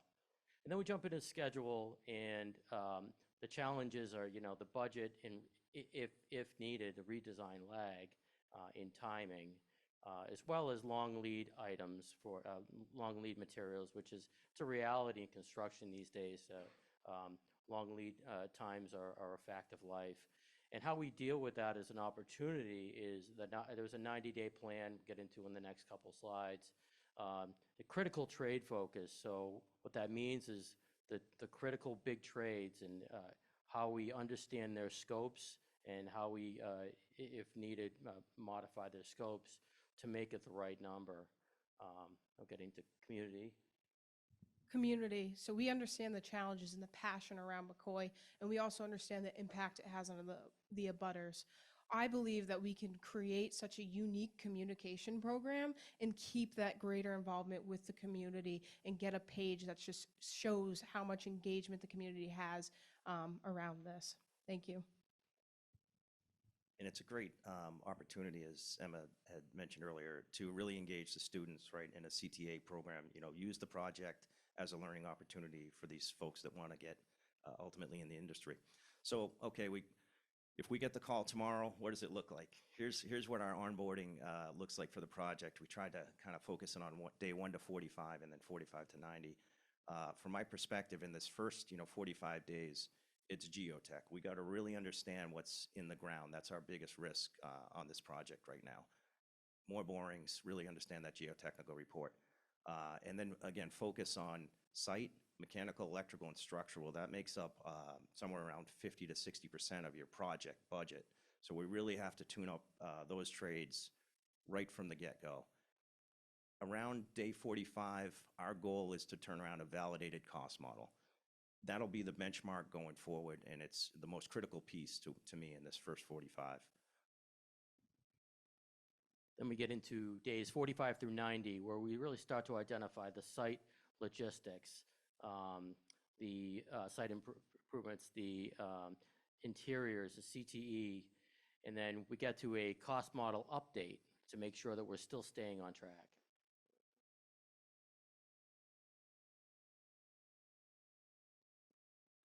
So one of the questions was, what is your X factor? What makes you, I guess you could say, what makes us special? We have a local core staff, or everybody's within 15 to 20 minutes. I'm 10 minutes away. Grew up in Pawtucket, as I said earlier. I, as well as our team, is going to be committed to the city of Pawtucket to make it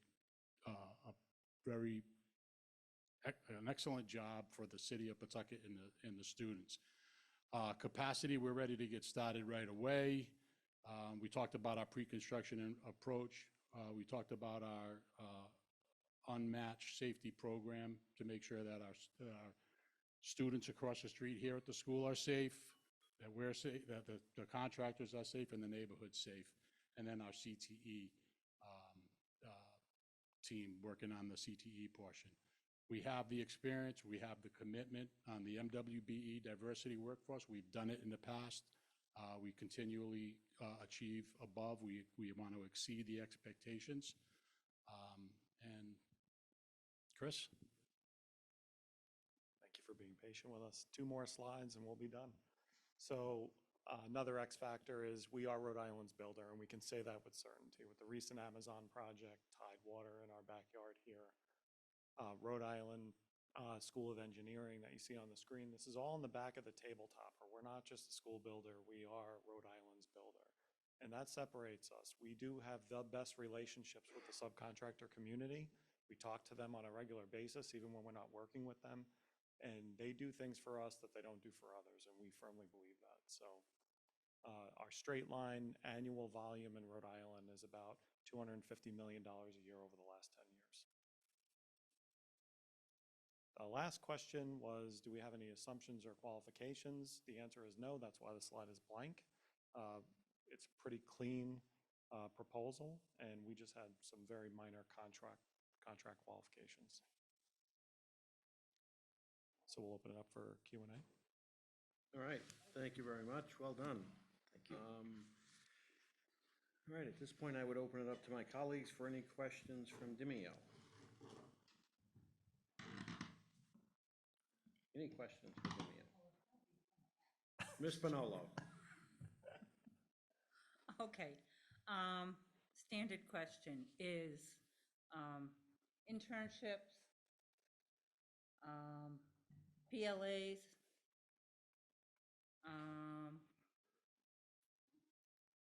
I have a couple more, but we'll start with that. So start internships first. For internships, so one, we like to employ Pawtucket people.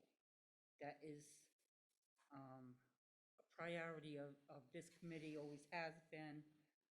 We like to keep our residents employed. The other part of it is internships within our high schools for students who wish to have the experience of a construction trade. How do you plan to facilitate that?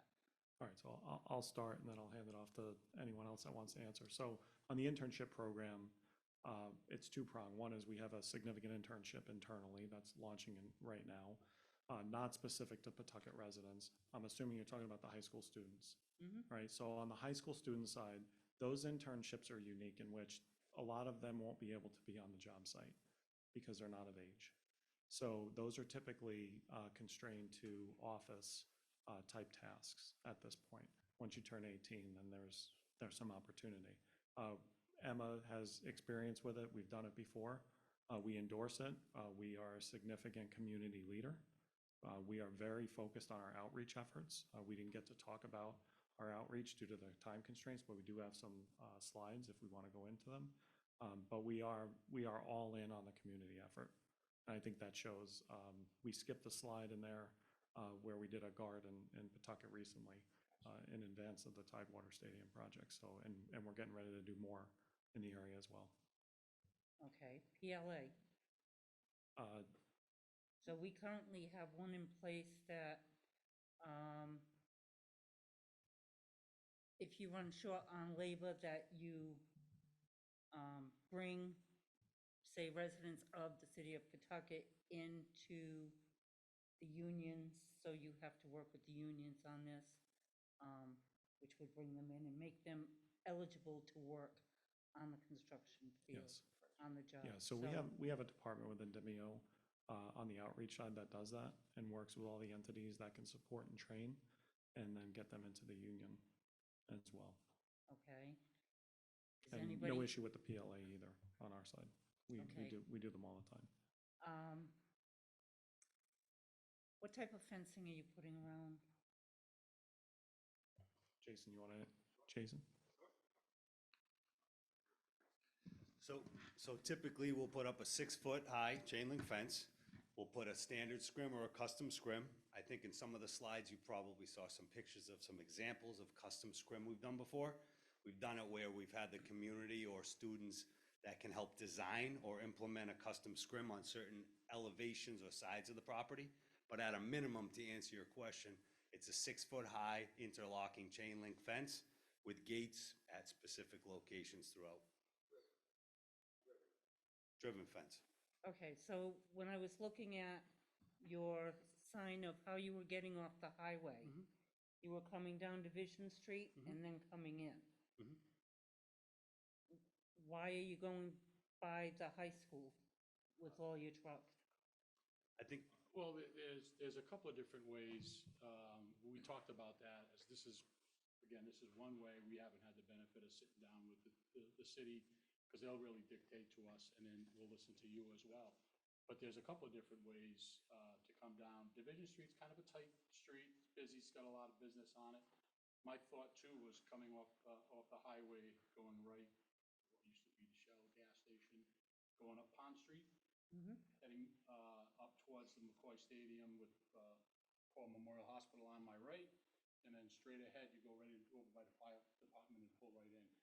that might be a wider, less trafficy lane for the trucks. But again, the first thing we do is we go to the town and say, hey, here's where we gotta get to. What do you guys like us to do? Because they have certain routes that they like to keep free and clear too. So, you know, we're open to suggestions. That's just one of them. Bridge Street, coming up Pond and get what street? Columbus works as well. Okay, lots of trucks, lots of dirt. Yep. How do you keep it in the, how do you keep it in the site and With- not all over our Right, streets? within our, what we call our boilerplate, Mhm. with our site people and our laborers, we set up an area in the front with stone and a washing station. In addition to that, the subcontractors, the site subcontractors, have to provide a street sweeper. So what they do is as the job's progressing during the day, they have a laborer, he'll go out there with the street sweeper and gather the mud that gets caught in the tires that you can't wash off, and they keep that clean. On site, when we have dust from the dry material, we set up sprinklers, whether it's a water cannon or individual sprinklers, and we water that soil so that it stays tampered down and dry and moist, so that it doesn't migrate to the neighbors. We've done a lot of work in tightly knit neighborhoods. The Miriam Hospital, they have their own neighborhood group over there, very strict. So we're used to making sure that, again, if it was my neighborhood, I want to make sure that they're doing that too. So. I'm good for now. Just want to add that all of the truckloads will be covered with automatic tarps.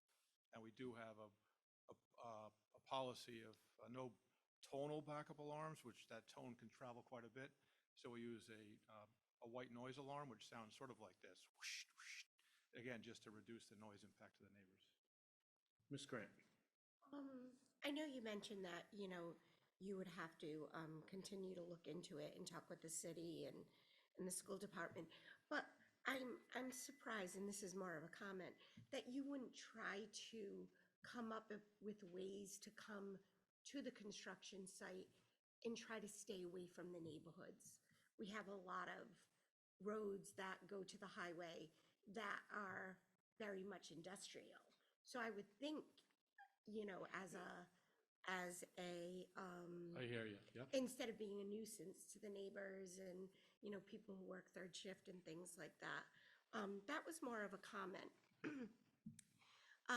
My question is, I'm a little confused on actually how many high schools in Rhode Island you have actually built. Did you guys actually do East Providence High School? Jason? I worked on it, but not with Dimeo. Okay, that's kind of where I got Right. confused. He was one of the I supers. saw, and so how many have you done in the state of Rhode Island high schools? Tony? So we built, you know, originally we built Rogers High School in Newport. It's been years ago, of course, but at the time, groundbreaking project for 300,000 biggest vice president by another firm. So we built as a company about 3 high schools. We have 2 presently underway here in the state, Warwick, Warwick. We're also building Kazarian? and then, you know, Weather, Massachusetts, and other ones. So a lot of high schools, very, almost 40 projects. Okay, but as to date in Rhode Island, it was just Rogers all those years ago. There probably was, Moses Brown, PCD, the Providence schools. Warwick originally back, many years ago, one of the original high schools, but I'm not sure. Okay. Probably 2 or 3 are. We could provide you with a listing if you'd like. No, that's Yeah. okay. I was just curious. Thank you. And by the way, getting off of 95 and coming down Newport Avenue or the Industrial Highway is another, yeah, the Industrial Highway, yeah. Yeah, and you're right, you would stay completely out of the neighborhood. You come right down Industrial Highway, take a right by where Key Container is now, where Hasbro was, typical Rhode Island thing, and then get right to the site. So that would be the most direct way. You want a job?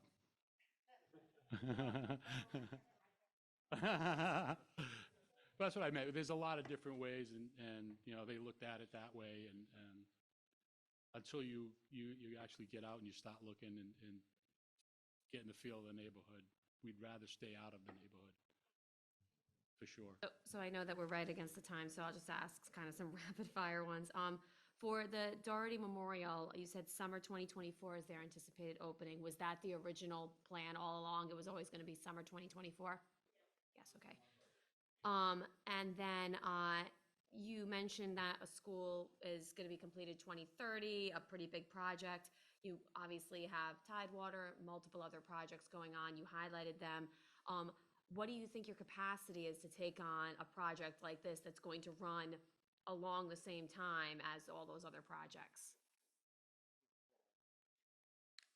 Yeah, so we kind of anticipated this question since there's a lot of school building going on in Rhode Island at the moment. So as he pulls that up, I just have a quick one to kind of jump in between. Do you have any experience working with Jonathan Levy Architects, JLA?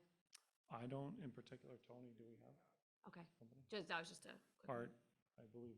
And then that other one about Yeah, Art. capacity would be my other one. I don't know while they're pulling it up. Yeah, Fontaine does, though. So this is a quick snapshot of the state of Rhode Island public school market. And, you know, ever since Demio was awarded Warwick, the question is, how do you handle anything else?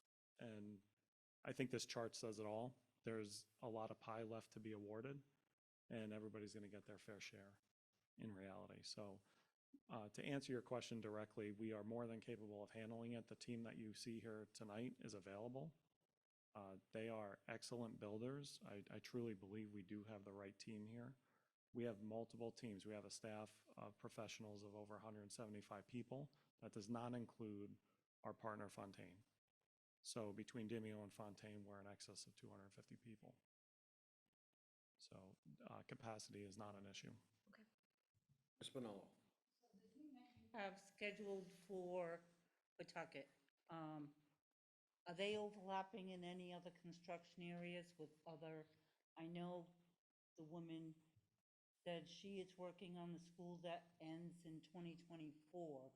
What other overlaps do you have with the team that you've assigned to Pawtucket? Yeah, it's a great question. So if Frank can just bring up the org chart again. There's two charts.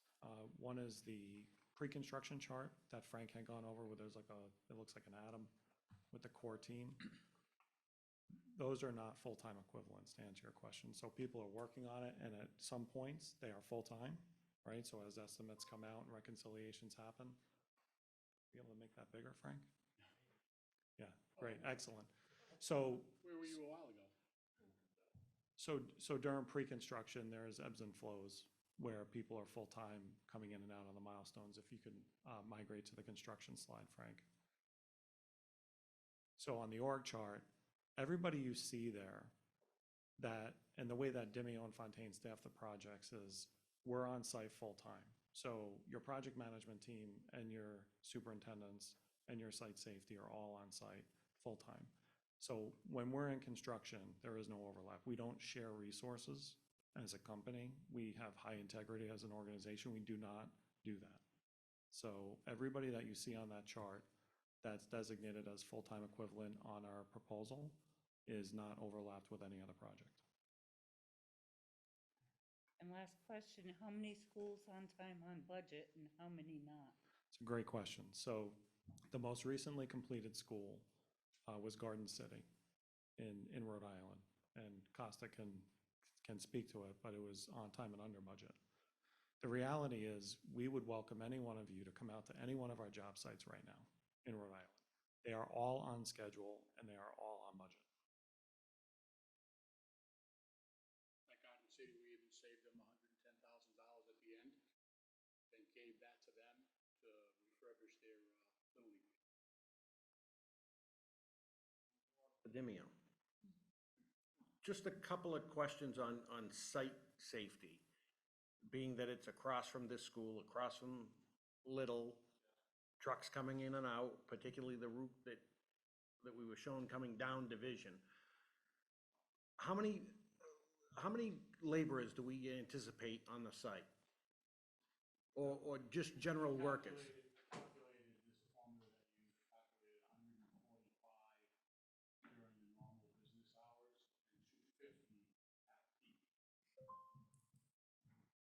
Okay, And that came out to like 1,700 square foot per person, which is ideal. and so can you talk a little bit about the safety on the perimeter here? We assume the site is safe, but kids coming and going, buses coming and going, and all this heavy equipment coming and going. Sure. One of the things that we did not show in our logistics plan was quiet periods. So we will, during this first 45 days, 90 days, we will evaluate the student, parent drop-off, busing routes, and to determine the quiet periods that we need to establish for deliveries. We also included in our schedules any special occasions for the school, parent-teacher conferences, any plays, any special events, and we put that into our schedule. So when we build our schedule, we come to you and say, hey, we need to happening here so we can minimize that any kind of disruption. And as far as gate access and during the day, the construction day, all the gates are open, one of the gates is open. How do we stop students from wandering?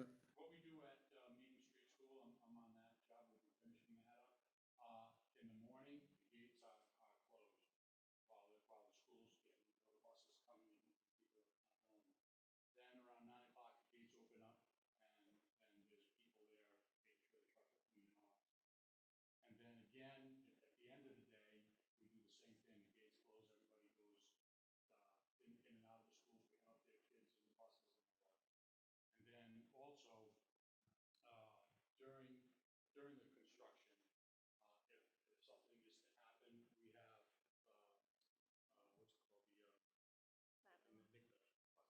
what's it called, Nifty. And we could, at the drop of a dime, we can shut that job down and as long as it takes the type of response to all our form, we can still take a stop at that. If there's an issue. Like, let's say the school has something that happens. So to more clearly kind of explain what Bob and Costa were saying is, at Doherty, when the school is starting, when the students are coming in, and then at the end of the day when they are leaving, the gate is closed, there are no trucks on the road, there's no one to be seen from our site outside that fence. It's very important to us that we stay inside, and we are almost not there at that moment in time.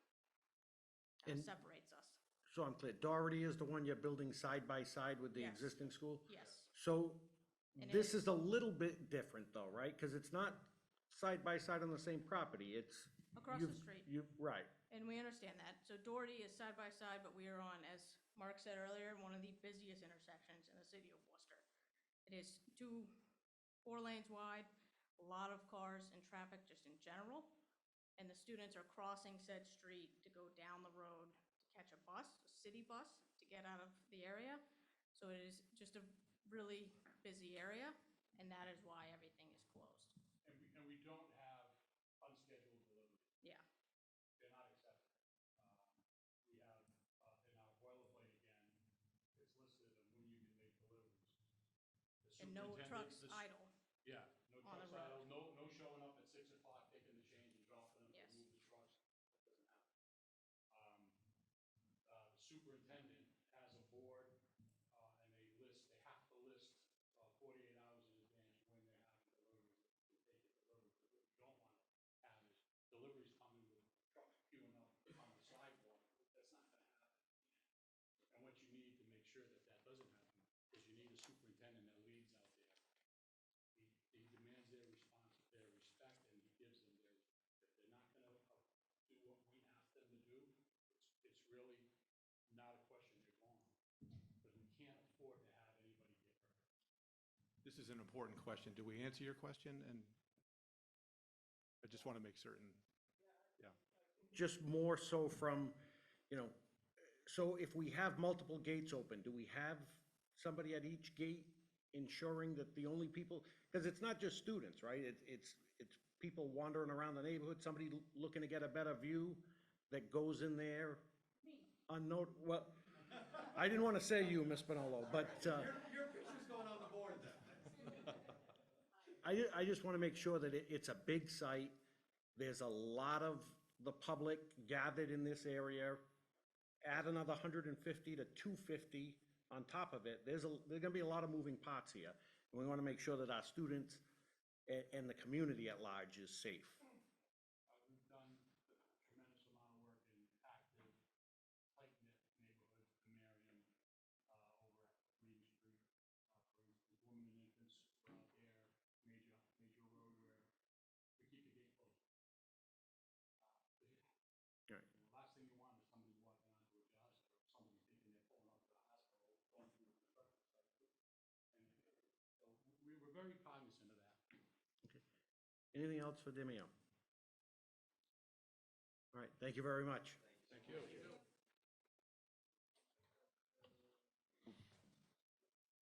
Well, we had the next one at 7:30 starting. So it's 7:11, 7:25. Public session at 7:23, and we'll kick it back over to Megan. All right, good evening. We have completed 2 interviews and we've got 2 more to go at this point. So we're gonna welcome the team from Gilbane. And at this point, I'm gonna turn it over to Mike. All right.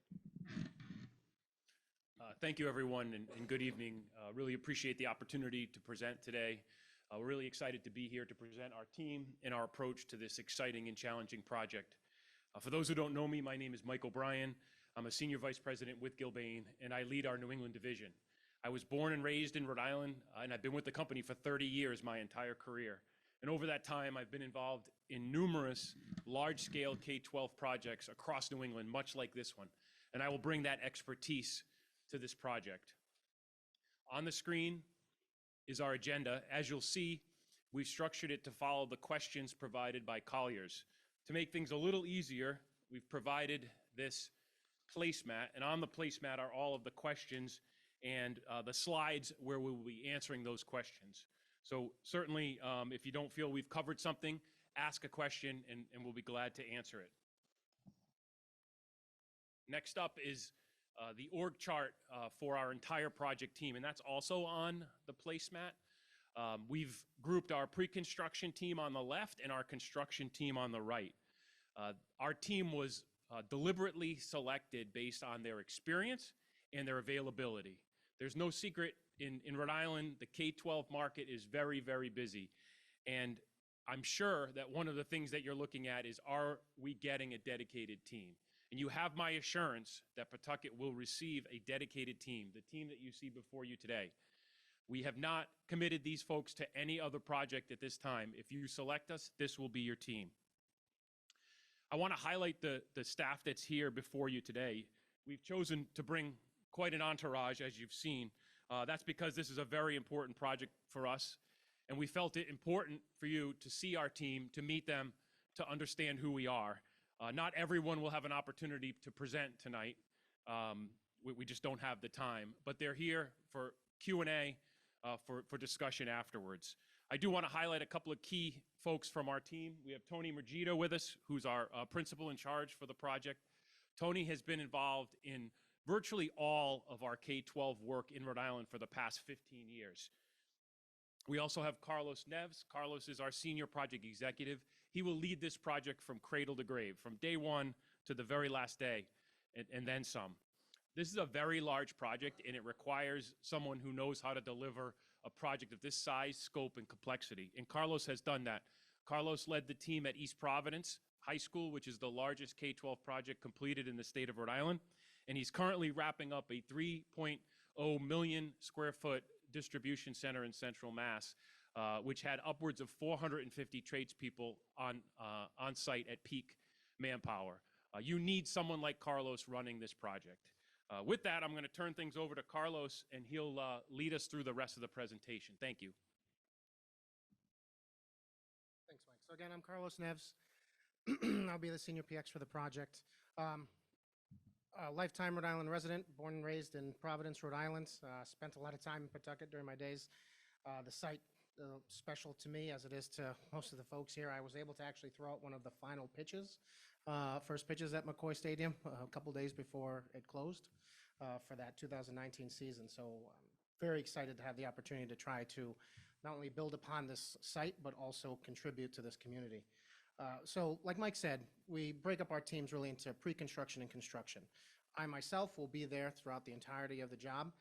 Katie Stromolo, who's behind me here, would be the lead for our pre-construction efforts, and she would be the primary contact to make sure we're setting up the project and aligning our goals and making sure we're setting up for success. From a construction standpoint, I want to introduce you to the leads that we have. Alita Hall, who we work together at East Providence High School. She would be the senior PM and the day-to-day lead for the overall project site and the main point of contact for what's going on there. Mike Sermonti, behind me, would be the senior general superintendent. He would lead our field operations and making sure that we are working our logistical concerns on a daily basis. We also have Anna Wallstrom, who would be our PM and leading all of our engineering efforts, so communication, day-to-day paperwork. And then I also want to highlight Jesse Starnino that we have in the crew here. He would be our on-site full-time safety manager, and his focus would be nothing besides the execution of the safety plan on site.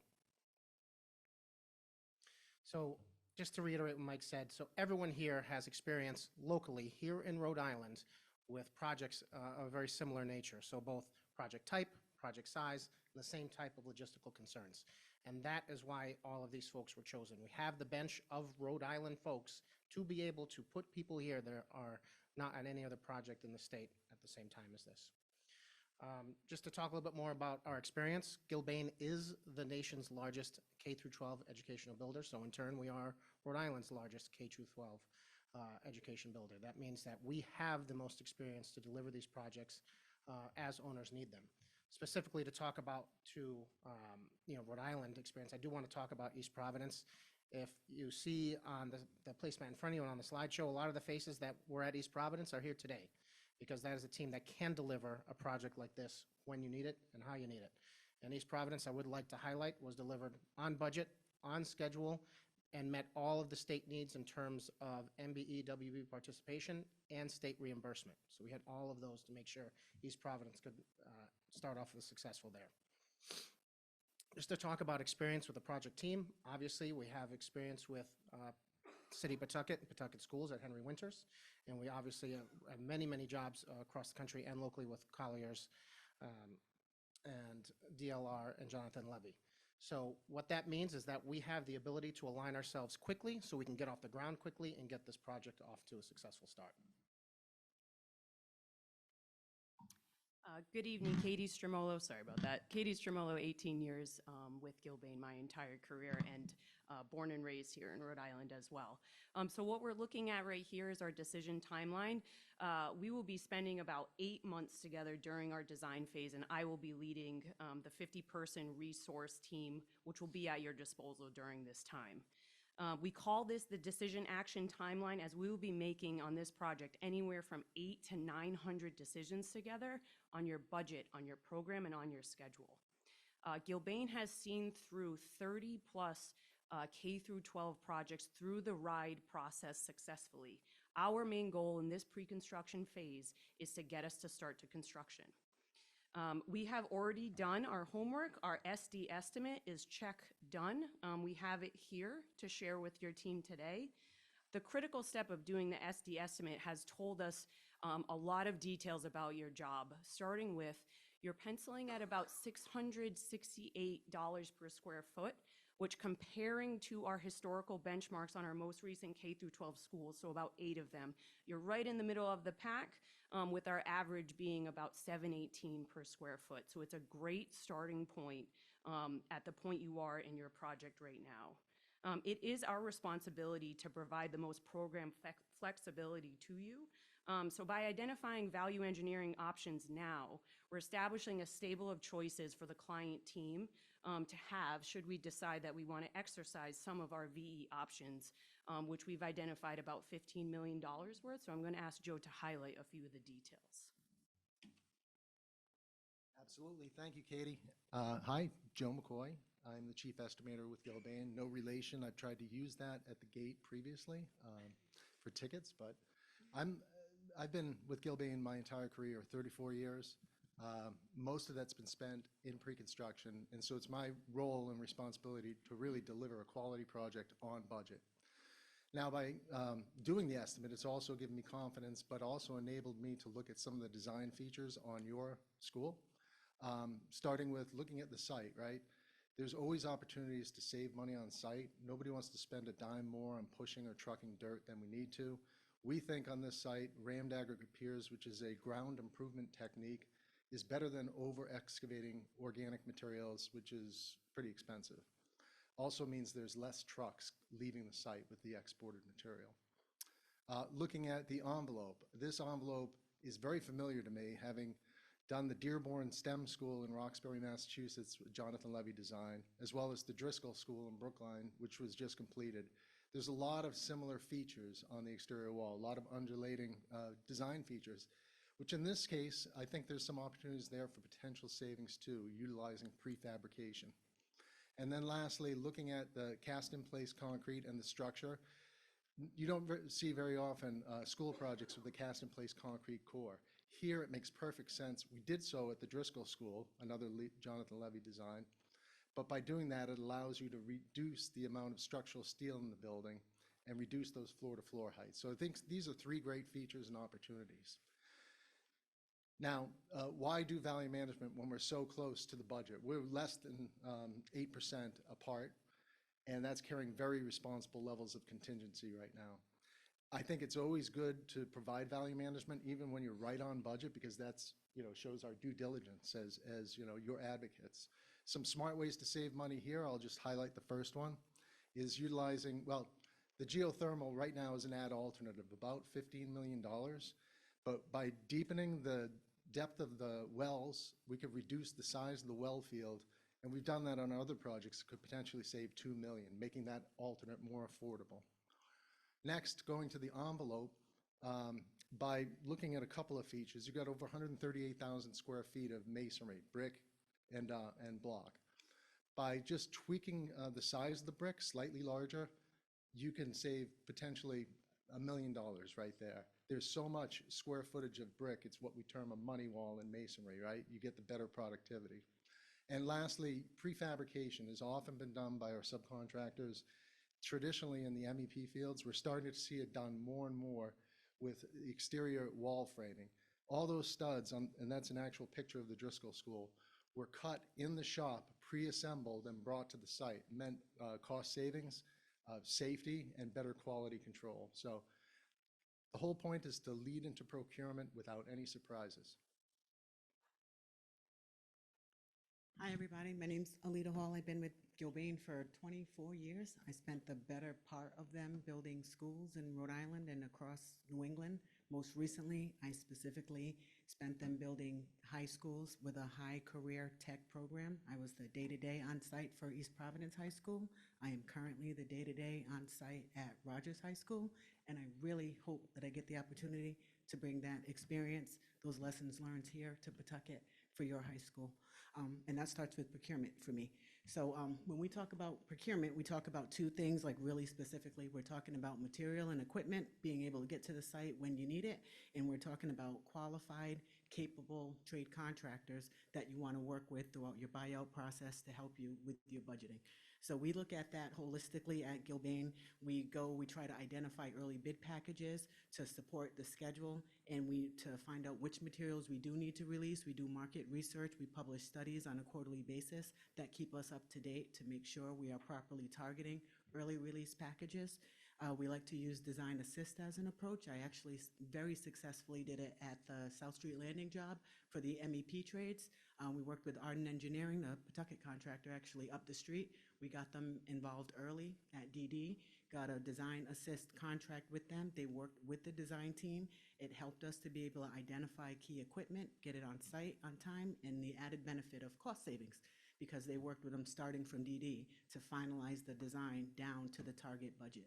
So again, just strategies that we use, things that we think are opportunities here. We've looked at steel, building envelope, and MEP trades here for potential design assist contracts, and we just look forward to working with you to find the best ways to procure this project.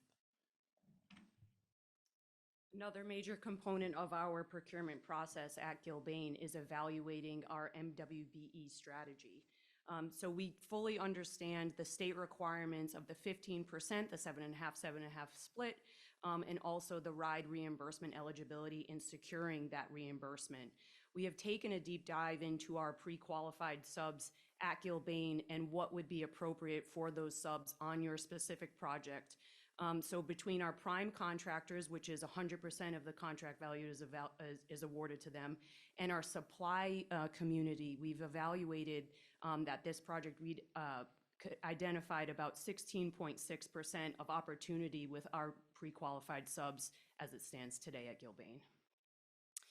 Another piece that we are very proud of here at Gilbane is our commitment to the MWBE community.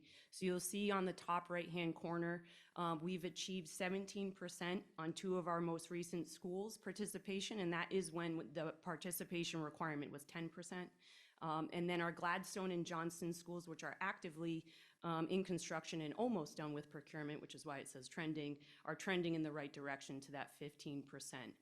Gilbane puts in a lot of effort to partner our subcontractor, the smaller suppliers, to our prime suppliers to help with 2 things. It helps with our numbers on participation, but it also helps with capacity in this very busy market that we're facing. We like to give the smaller suppliers an opportunity to partner to help both of those aspects of your project. Thanks, Katie. Hi, I'm Violet Rosenberg, a VDC virtual design and construction engineer. I was born and raised in Rhode Island. We understand the importance of this project and the complexity of its design, so we're planning to have a virtual design and construction team, a robust presence on this job site from the beginning all the way to the end. I was the lead coordinator from the VDC department on the East Providence High School, and I've worked on over 4 school projects in Rhode Island. I'm happy to say that it went very successful on East Providence, and I'm really excited to have the opportunity to coordinate this building. You can see on the slide here, we have a robust range of services and technologies, all of which we're hoping to include on this project. So that includes reality capture technology like drones and laser scanners, clash detection, and animated scheduling. I want to highlight one of those tools, animated scheduling. So the term sometimes used is 4D scheduling. That really just means it's a 3D model plus time. So this example is our proposed project schedule, and we linked it to a 3D building. This is a planning tool that's used to visualize construction activities prior to work commencing. Because the animation is linked to the project schedule, if we make any changes, the animation can update instantly. This is a really helpful visual communication tool because instead of reading through schedule updates, you can just view the animation and see exactly the information you need. After construction starts, the 4D schedule is going to be managed by the operations team, who's happy to share it with the client and any stakeholders. We found in the past that clients really like using this visual on websites and newsletters to communicate with surrounding areas on what's going to be happening in their neighborhood. As I said, our animation is our current plan on how we expect to build this project, and I'll turn it over to Alita to talk more about schedule. So you guys asked a lot of questions and didn't give us a lot of time to answer them, so I'm trying to squeeze in some blitz answers, one of which was specific to schedule. You asked if the timeline in your RFP proposal was adequate. We prepared a slide on the screen just to kind of show our analysis of it. You have a total of 37 months once you're finished with the demo, including the construction and the ground improvements. And as you can see there, we're very comfortable with the ability to put this amount of work in place in that time frame. I think we've proven that out. One of the other things you asked were about challenges and opportunities, and we can't really talk about schedule without talking about challenges, right? We have a busy market in Rhode Island that will be putting up schools, and just so that you know, we've already looked at it. Manpower could become a challenge, but using some of the techniques that we'll use to procure some of the best trade contractors to get some of those design assist type scopes that are running, some of the items that Violet talked about with VDC coordination and that Joe talked about as far as prefab and moving it on site, those are all schedule pickups as well as cost savings, right? If you prefab it in the shop, you bring it out to the field, it goes in that much quicker. So there's definitely some manpower challenges, for field work challenges that we'll overcome, but we have strategies to do so. We have a big focus on planning out the work and then working to that plan. We take the contractors, we manage to the schedule, we do it successfully, and we can do it here. Before we start the video, Mike Tremonti, born and raised in Rhode Island, currently a Cranston resident, been with Gilbane since 1992. Let me point your attention to the video. So there she is. The site has so many memories already made, and the site has so many memories yet to be made. From the 33-inning longest game to what some future students of this unified high school may claim is the longest science class ever. Just as students benefit from doing their homework, so do construction managers, and we feel that Gilbane has done just that. We've done our homework. In order to work this plan and plan the work and work the plan on such an extensive project, we must first understand more than just the plans and specs of the building itself. We must also understand the area that it's being built within. This drone video shows just one of the many examples in which Gilbane leverages technology to deliver the success that this project absolutely requires. Traffic, we recognize that traffic can be a nuisance. Construction traffic can be a nuisance to any area. Delivering 330 tons of rebar, 3,500 cubic yards of concrete, almost 3,000 tons of structural steel to a project requires quite a bit of trucking. So like anything else, our plan would be to communicate, work together with the city, with the team, to develop a strategy to minimize impact to the areas. We also realize that the surrounding area, that the project site is directly across the street from this school, from two active schools. My current project in Johnston, the Johnston Elementary School, is immediately adjacent to Johnston High School. So I realize clearly that our operations cannot, must not impact the high school. I also realize that this project is located within an area of businesses, an active fire department, and a large residential population. It's not just our responsibility to understand this, it's our responsibility to plan our activity around this, minimizing impact and respecting the surrounding area, especially the citizens. Regarding the site itself, you know, of course, first thing is to clearly separate construction from the public. Safety, of course, is number one, so in addition to a substantial fencing system, we would surround the site with something more than just a standard scrim. We would come up with something with the team that's appealing and communicates the project, communicates wayfinding. The safety of the people outside the construction site is just as important to us as the safety of the people inside the construction site. Speaking of safety, let me point out a couple of things on the screen. Gilbane proudly is a leader in construction safety, and this slide highlights just some of the many topics that we consider to be of importance on a project. Most of our requirements are above and beyond OSHA's minimum, and we're proud of that. Each of our personnel take safety personally. So I say that we'll work with our safety manager, but everybody on the site takes safety personally. We clearly communicate this. We feel that safety is an attitude, and it starts at the top, and we'll expressly and tirelessly set this example to make sure that construction people understand it and that everybody goes home safely every day. Phasing. So construction of this unified high school with its 18 exit stairways and 23 bathroom groups and a mile and a quarter of corridors is a substantial undertaking. We realize this. This takes detailed planning from a very experienced team. A team not just experienced in schools, but also with large construction projects. Our team delivers this. We have that. I'm proud to say that this team has that experience. Our approach to the project is to break it down into smaller pieces, what we call the two-project approach. Our original proposal discusses this and some of the benefits of that rationale, but it comes down to eating the elephant one bite at a time. This approach worked well for me on many projects, including a 600,000 square foot, $350 million lab building, and will work well for us here. I can tell you that in my 32 years of large construction experience, building like yours requires nothing less than this proven level of planning expertise. You'll see in the image and in this beautiful model that this structure is tailor-made to our site approach. The image shows one aspect of this approach, and this approach is erecting the structure with two distinct teams, a tower and north team and a tower and south team. The video animation you're about to see will clearly show these logistics to the concurrent structural operations.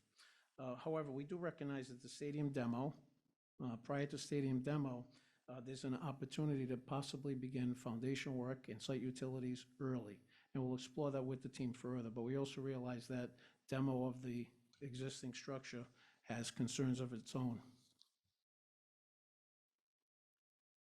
So good evening. My name is Mark Winslow. I'm the project executive leading our environmental sustainability efforts here in New England.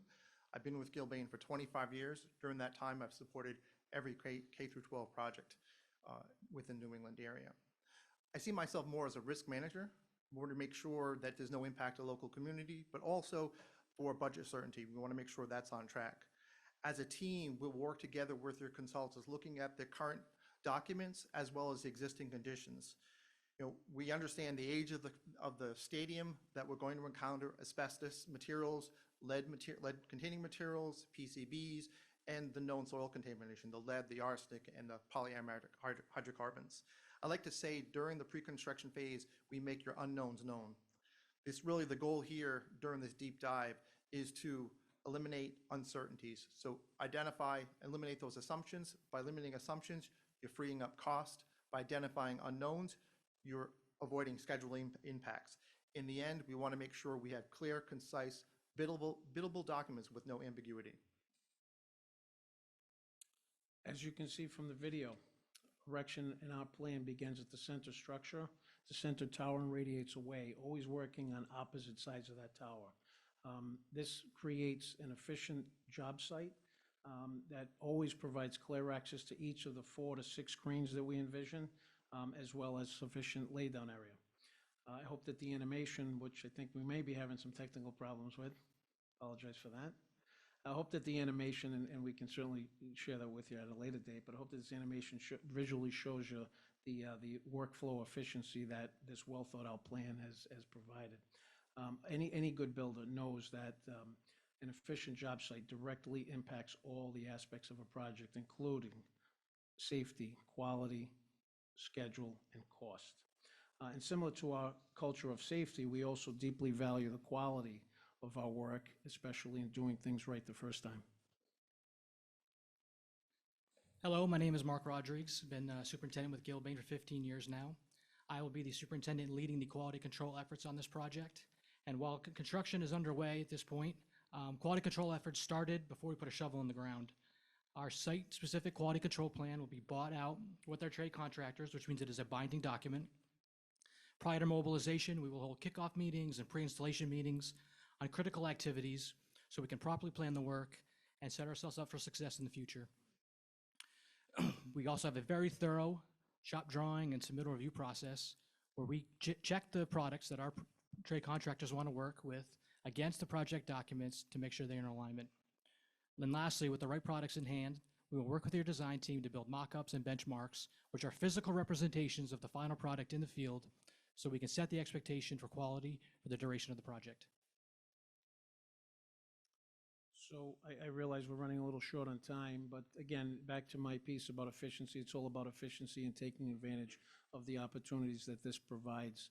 You know, our approach to this construction, this quickly phased structural construction allows us to get to building enclosure quicker than in a more traditional format. That in turn also allows us to get into the interior MEP and architectural fit out. These are all distinct. These are all distinct aspects that we will explore every opportunity to stay ahead. One of the things as construction continues, you know, we realize that this isn't just about building classrooms. This is about the detail and timing of other areas, of all the programming in this building, the gymnasium, the auditorium, the culinary space, the automotive space, and this requires a deep dive into the ongoing quality. At this point of the job, we'll be doing typical inspections we do on every project, which is in-wall inspections, above-ceiling inspections, and pressure testing. Beyond that, we'll also be generating our rolling completion list, or RCL. This is a list of outstanding activities that we don't want our trade contractors to forget about, might be deficient, or we think could be forgotten.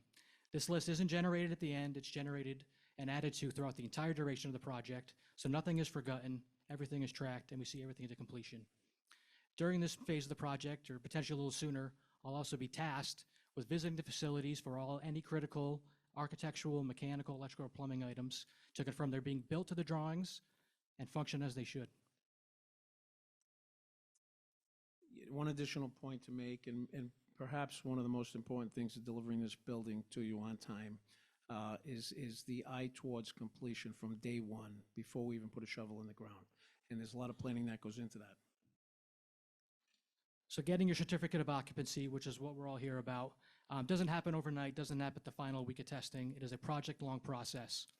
And it is key to meet with the building inspector and fire marshal on a regular basis once a month. And we develop that relationship and we build that trust. And that trust is built on honoring your commitments and saying what you're going to do. And when we say we're going to do something, we do it. I'm currently on a project and I meet with the building inspector once a week and the fire marshal once a month. And we've honored our commitments. And I know that the trust they have in our team will lead to a TCO in 6 weeks. Lastly, when we get to the last week and we're testing our fire alarm systems and our life safety systems, they will work. We will pre-test them as many times as it takes, so there's no surprises and the building opens on time. So the project is complete, and we have turned the keys over to you in your state-of-the-art facility. Gilbane has a facilities management group, so we do not finish at the end of construction. We like to support our clients in post-occupancy as we are handing over a highly sophisticated building that takes a long time to learn and understand, which is why we recommend and offer a 5-year check-in period on an annual basis to make sure that your building is running as designed and as you intended and that nothing is getting in your way. With our clients that we offer this to, we can reduce about 5% on annual operating costs with our program. Another quick hitter that we wanted to touch on from the proposal, because it was actually really important to our team as well, honoring the legacy of McCoy Stadium. So I think we all have like a McCoy history or story in Rhode Island. It's not just a Pawtucket loss when the stadium closed down here. It was for the state of Rhode Island. Like for me personally, it goes back to being kids in my cousin's yard where we could see the fireworks, and which was nice for free. And then as I got older and was able to go and to attend games on my own, it's really a spectacle. So we did go through and we did think of some really pointed ideas, things that we could introduce into the project.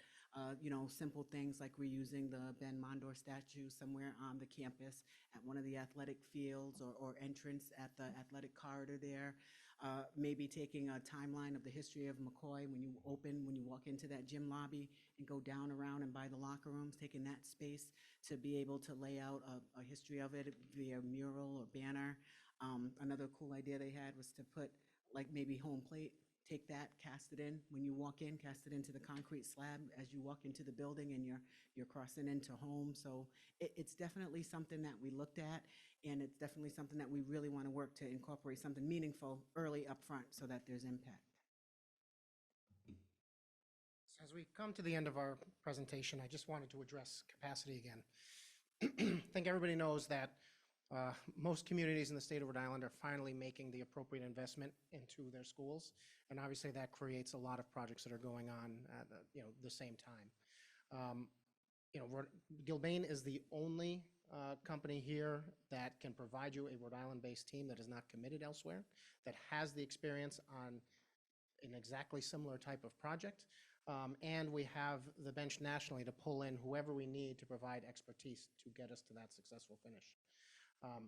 Again, I just want to talk to the team itself, that everyone that is here today, we have been awarded several of the projects recently throughout the state, several other large projects, but everyone that is here and proposed on that project are from Rhode Island and are available for this project and only submitted on this project. So I really wanted to stress that.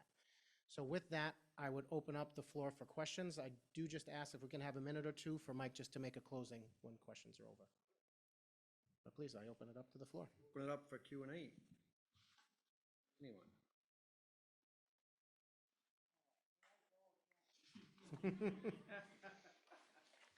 So I just want to, I have a couple comments. So you opened it with cradle to grave, and I hope when the building's done, it's not a grave. So that was my first comment. The other comment was the comment about fire testing, and that was what caused the delay in the opening of the winter school. That was one of the issues. The other issue, of course, was the testing of the machines on the top of the roof. Mechanical equipment. Yep. So that was another issue. So I have a few. How many on time, on budget buildings have you built, and how many have not been on time and not on budget? That is something that I guess For the folks that are here, thankfully, I've never built a project that didn't come in on time and on budget. In terms of Gilbane and its 154 years, I could probably get you a list that would be more exact than that. But I will say that, recently, and I've been with the company now 20 years, I don't really know of any projects, barring any like extenuating circumstances, that did not come in on time and on budget with the owner's knowledge and the success there. Okay, you did answer my question already about the WBE and the MBE, so thank you for that. Internships. Now, we had talked about that when Winters was being built, and to my knowledge, it never followed through. So, what do you plan to do with internships as far as the high school goes? Yep. So I'd like to say a little bit that I'd actually like Alita to come in and talk a little bit. Just we both have a lot of the same experiences. So we have done a lot in terms of when we're at a school, we like to involve the students with the construction that's going on, especially when there's a technical aspect to that school. We were able to do that at East Providence and involve them, make presentations to the class, involve the students on tours, around the site in a safe manner. We also have a lot of involvement with local mentoring programs, and I'd actually like Alita to talk to that a little bit, please.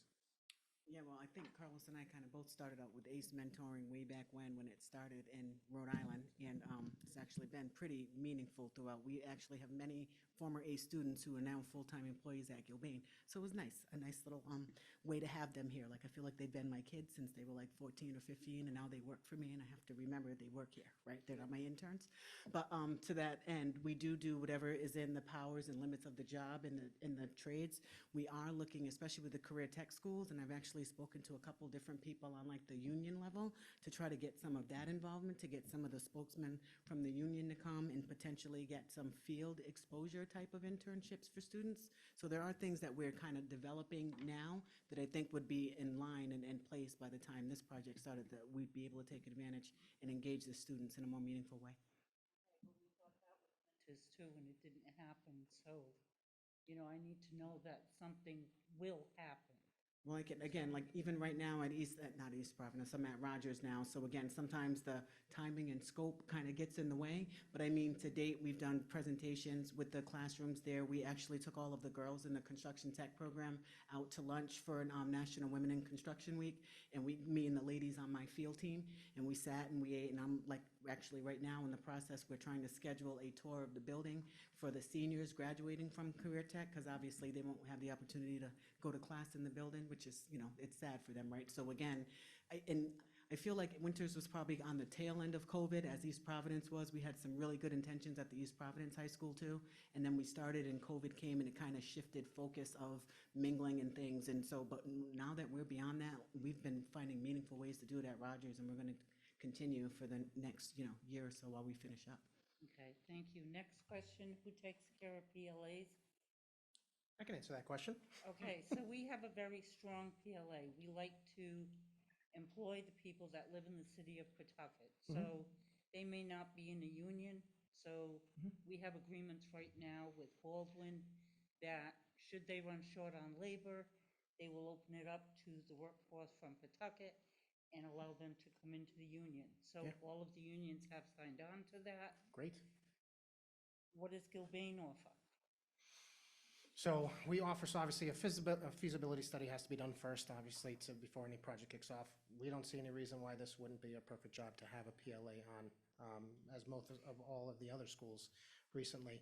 What we do is once that feasibility study is done, then we're the ones doing the negotiation and making sure that that holds. And someone just didn't give you a false promise when that was discussed early on. And that's something that actually I just went through with the project for the state to make sure that they have several vendors that they bring in for their own personal reasons that are not part of a union and are required for the completion of a job, and some people that they like to give opportunities to.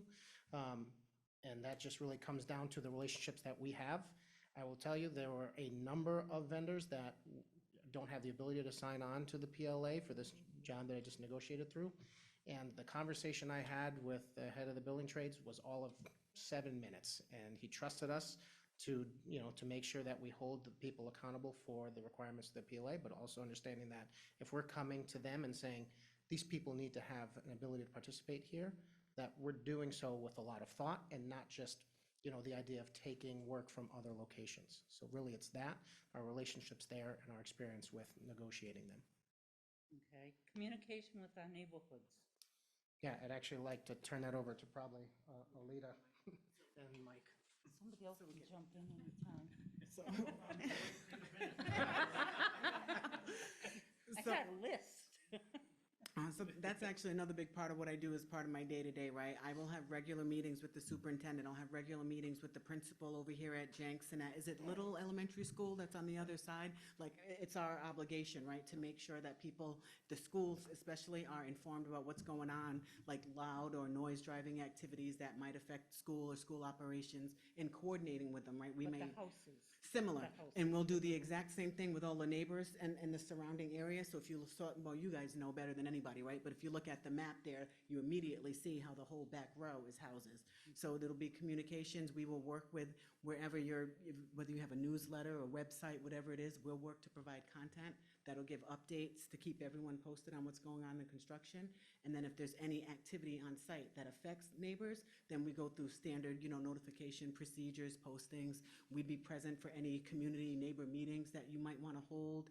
If you want to hold them on a regular basis, Gilbane will be available to be there to give updates, whatever it is on the construction. We'll work with the Pawtucket team to see whatever it is you want to share, and we'll be available to make sure it's done. Okay. Will you install sound barriers? Okay, sure. And then So- I'll let you ask. So to tag on to what Alita said, and I tell everybody this at safety orientation and when we get our people to the site, we spend more time in construction. Most of the people that come to these projects, these aggressive projects, probably spend more time on the site than they do at home with their families. So I tell everybody, just from a personal standpoint, let's get along and have a good job together. But I mean that in a way also because this becomes our second home. I literally spend more time in the trailer and on site than I do. So the locals have my phone number. The fire department here will have my phone number. The school department, I'll probably be relying on them and they'll be relying on me. We get along. Same thing with the neighbors. We'll come up with some means of communication, whether it's a posting, whether it's a public posting, whatever that needs to be. Like I said in my safety portion, we'll certainly be clear on the fencing and making sure that the fencing is always intact. In this kind of neighborhood, or in any neighborhood, a construction site becomes a nuisance, an attractive nuisance. Kids want to go in and break in and play around. And that scares the hell out of me because I'm worried about someone getting hurt. So we're going to make sure that the fence is always correct. We're going to make sure that communications on the fence are correct, that people check into the office. And fortunately, unless you ask my wife, my phone number is posted on that fence as well. So if there's any considerations there, I get the call, and I'm happy to do so. Regarding sound is always a concern, so there's a lot of things that can be done for sound. Sound barriers themselves may not be feasible just for the cost of constructing sound barriers, but there's opportunities to minimize sound. Of course, there's the work hours that'll be worked out because it's a neighborhood. It needs to be in line with the local ordinances. There's alarms, there's construction noise itself that can be avoided, and we buy that into the contracts. We tell our subcontractors that your equipment needs to be set up with this kind of alarm. It doesn't have to be the loud, noisy, audible. It can be the other types. It's a safety feature. It doesn't need to blast out the neighbors.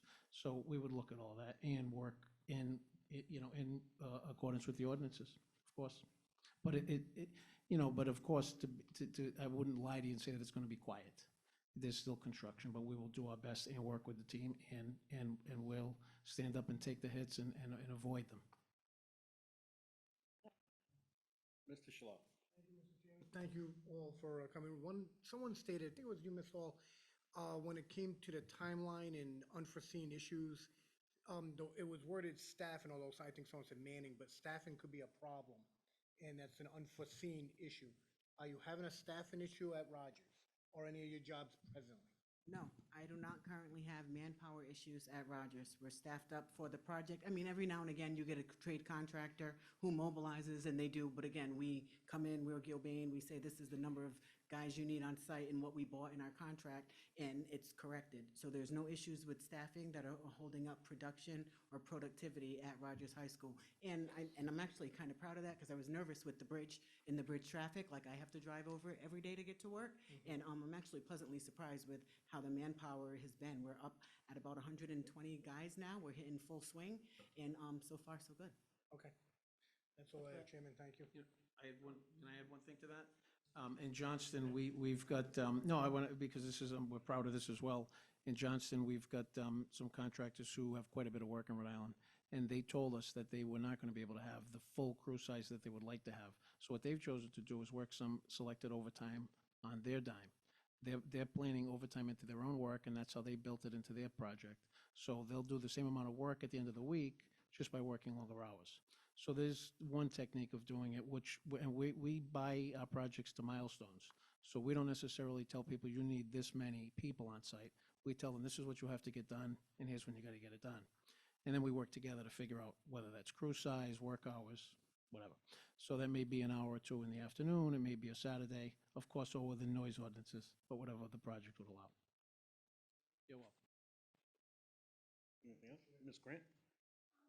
Excuse me, in regards to teams, it just seems like you all kind of like flow very nicely. Is this a team that always sticks together, work-wise, or do you mix and match your teams? We mix and match our teams, but in Rhode Island, we're close. You know, that comes with the geographical benefit of all being here. So yes, we have all worked together. Yeah. But, you know, we're spread out on different projects currently. We just all know each other. We've all been working with the company for, you know, several years, and it's just people we know. I mean, there are people like, you know, like I look at Jesse. I knew Jesse since I was in middle school. You know, like stuff like that comes up. Alita and I went to school together. She graduated with my sister. I mean, stuff like that. So it's, you know, you flow because we get to know each other like family, and that's just what it is. We would love to work together on every project. Yeah. But, you know, people get promoted, they move into different roles, and we, you know, kind of move folks around. Thank you. Thank you, and I said it at the beginning before all the presentations started. I think we have 4 of the best-in-class builders presenting to us this evening. Your presentation was in line with that. One of the slides referenced the Gilbane Advantage and carrying on beyond the warranty and 5 years after that. So apply that to Winters. When was the last, is that a paid option, or does that come with having Gilbane as the CMAR? That's part of our base package. Okay, so when was the last time that a representative from Gilbane was at Winters? Tony, I would actually look to you on some information about Winters. Yeah, so that service wasn't part of Winters. It is a new service that we offer. Okay. I do want to address, there was a question earlier about Winters and the few issues that were there. And one of the lessons learned that the team took and Mark Rodriguez presented on is we've dedicated a staff member to address those very things so they don't happen again. So we didn't get a chance to say that earlier. I did want to say it. And when he was mentioning about going Yes, to the factory. manufacturer. Yes. So that's a lesson learned from Winters. From Winters. And we have dedicated that staff member purposely based on that lesson learned. Tony, I ask about the last time Sure. you were in Winters, only because my colleague, Ms. Grant, please, if I may, Ms. Grant tours the schools fairly regularly, Sure. as does Ms. Pinolo. Yep. And Ms. Grant was recently in Winters last week, Ms. Grant? Yes. And we noticed some of the floor chipping and some conditions that we wouldn't have expected, or Ms. Grant wouldn't have expected to find in a one-year-old building. And she reached out to me to share some of her concerns. So, and then I saw that slide, so was that also a takeaway from Winters? Or you said it's a new program Yeah, now? so this specifically was a takeaway from Winters. I believe we did do an 11-month walkthrough at Winters. I think Colliers participated in it to document some of those things for your warranty entitlement for some of those items. I don't remember that particular item being on the list. Doesn't mean it isn't, and we're happy to revisit it, certainly, if it's something that you feel is necessary. I think Bill Bryan did a walkthrough recently as well, but we're happy to revisit it. Sure. I could share the pictures. Please. I had Please. taken, so, Happy to. yeah. Yeah, I'll gladly walk it with you. Okay. if that's Can I just East Providence, they moved into that school September 1st, 2021, as recently as 2 months ago. If there is an issue and you call Gilbane, we will be there to visit it. I was on site just recently looking at some equipment in the broadcast booth at the auditorium, reviewing it in the field with Chris Murphy, trying to find the solution, whether design constructability. And that's not the first time in these 3 years, right? When they call us, it's part of our obligation, regardless of a turnover agreement being in place or anything.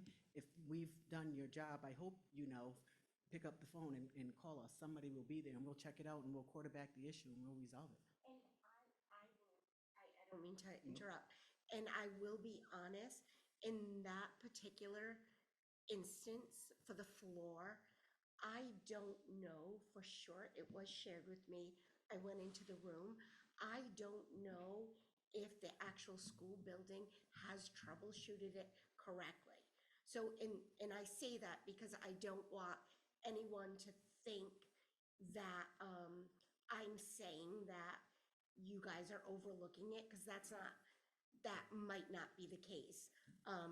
We're still kind of looking into that part of it, but And but we'll it is something troubleshoot I with you, just right? found out. We're really simple. Right is right, wrong is wrong. If it's something that was not installed properly, we'll fix it. Yeah. And if it's some other thing, if it's a use issue, abuse or whatever, we'll review it with you, but we'll still do our best to line up contractors, get materials if you need them, whatever it is, to try to help you fix it. We'll make sure that it's right.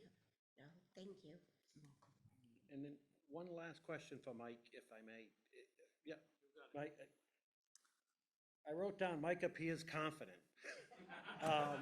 And I think you showed some familiarity with the plans already, the building, knowing the stairwells, the bathroom groups, all of that stuff. But what would be your biggest concern, being the senior superintendent on site of a project this size and scale? It's all about the planning. It's about planning, and I stated about how we buy our contracts. It's about, you said the familiarity with the drawings. I thrive on getting my hands on those documents early, and I get into them. So I build it here before it goes on paper, and then I share it with the team, and then they tell me where I'm right or where I'm wrong. And then that's how we build our milestone schedules to meet your end date, and that's how we buy our contracts. And that's where we insist on the little extras that just come with experience. So what's my biggest concern? Not being able to plan, not selecting a CM early enough to give us that opportunity. Or you selecting a CM that doesn't give you that answer, because it's all about planning. So, in a building this big, there's a lot of repetition, but there's some uniqueness. There's a tight site. I'd look at that, and that's why we broke it down into 2 pieces. I think we've got the ability, rather than building it in a traditional manner from one end to the other, because of that beautiful 6-story tower, we'll start in the middle and work away. I wish the video was running, because it's a great video to show you the thought that we've already put into that. So what else? I mean, there's a lot of things. Vertical transportation, envelope concerns. I don't like to ever get a call, about a concrete floor, about a leak.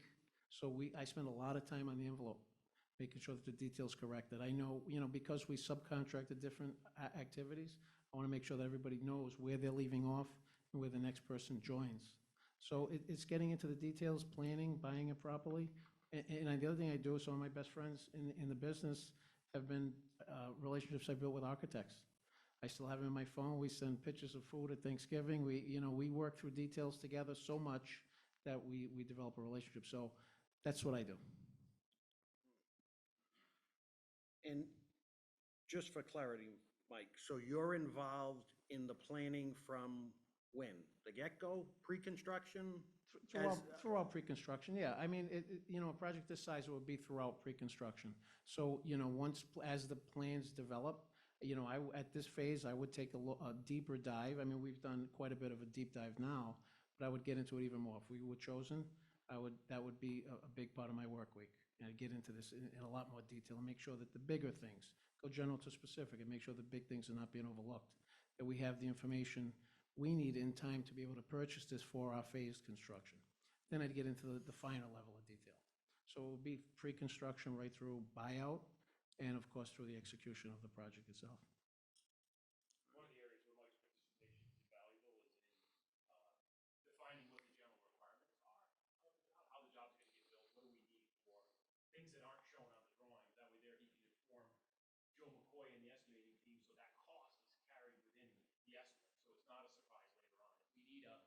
stair tower for a certain duration until the permanent stairs are available. That needs to be carried in the general requirements as part of the estimate. So that's a huge part of what Mike will do as part of the SDF estimate development, is to talk with Joe about what the general requirements will look like and the timing of those sequences, so that we're capturing the true cost and we don't get busted with something. This project is big, and the general requirements budget is going to be very large. And last question for Carlos. Carlos, I heard you speak when they were talking about the connection and the flow, and you said, right now, you're all on other projects. But if awarded this, how does this team that's all on other projects come together to begin the process of our school? No, great question. So again, it's thinking about that pre-construction, construction timeline. So myself in the position that I'm in and the pre-construction folks, they are like, the model is you are on multiple projects as you are working to things. So from a pre-construction standpoint, you start to determine what is needed. So, you know, we've been given certain requirements. We want X amount of estimates, X amount of schedules, that type of thing. At that point, the particular people from the pre-construction team, we plan them out so that they're focused on those portions during pre-construction. As we ramp up to construction, you start getting more folks like Mike and Alita and Mark. They start to participate more and more. And the way that the schedule lays out currently in this, their projects are completing and this project is starting. So it flows into that. And really it's just the timing of current projects to the next. Anything else for Gilbane? All right, nicely done. Sure, absolutely, please. As I said in my introductory remarks, this is an exciting and challenging project for us. It's also, I hope you heard it today, it's in our wheelhouse, and we want to build the project for you. I think one of the questions was what was the X factor here, right? What is the Gilbane X factor? And I think you picked up on some of it through our presentation. But I want to just highlight 4 items on why Gilbane is the right choice for the project. So first off, we bring unmatched culture and teamwork to the table. And I think there was a question earlier about that. We are a family. Our team is a family. We know each other. We know each other's families. You know, Katie was my intern 15 years ago when she was at WPI, right? I know her husband. I know her daughter. We only live 5 minutes away from each other. That helps too. I remember playing basketball with Joe McCoy's father and his brother at the old Father Barry CYO Center in Pawtucket. We used to do it on Monday nights in, I think it was 1995. So great memories here, but my point is that, you know, you can't teach that. You can't teach teamwork. You can't teach culture. When the going gets tough, you want a group that knows how to work together, and that's what you're going to get with us. Look at the longevity. It's not an accident. We're here because, I mean, I can speak to it. Our personal values are mirrored in the company's core values. And that's, I think if you ask to a person here, they'd tell you that. Secondly, and you know, we've said it on more than one occasion, we have the capacity to deliver this project. Every person is available. Again, you heard that, probably sick of hearing it. Also want to emphasize a point that Carlos made about our bench locally. Within a 50-mile radius of Pawtucket, we have 250 employees who we can mobilize as needed as things happen on this project. We believe that that's something that our competitors cannot offer. Third, we have the experience to deliver this project. We delivered East Providence, which was a highly complicated project, the largest in the state. And we've been involved in a number of large-scale projects in New England and across the company. And lastly, we like to say that we're a local builder with the backing of a national firm, a firm that puts in place $7.3 billion worth of work every year. We've been building in Rhode Island for 154 years. We're not going anywhere. Our team are Rhode Islanders. They live and breathe Rhode Island. We understand this project and the importance to the community and the importance to respect the history of McCoy Stadium. We offered a few thoughts on how we might honor that. We'd love to participate in those discussions as we move forward. And I just want to emphasize again, we have the feel of a local builder, but the backing and the resources of a large firm. We can draw in resources, we can draw in lessons learned. Again, we'd love to build the project for you. And I want to thank you again for the time and opportunity to present today. Thank you. Says till 8:30. Yeah, 8:30. All right, we will reconvene at 8:30 PM, and we'll kick it over to Megan.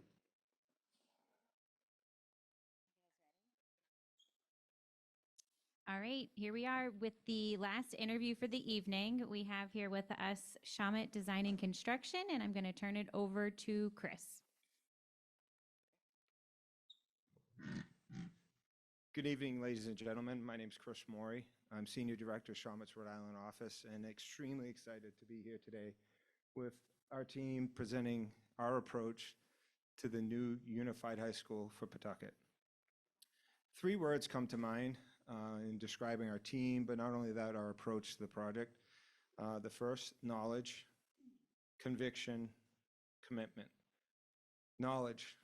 We know how to work with the city of Providence. We know how to work with the school, city of Pawtucket, sorry. It's late.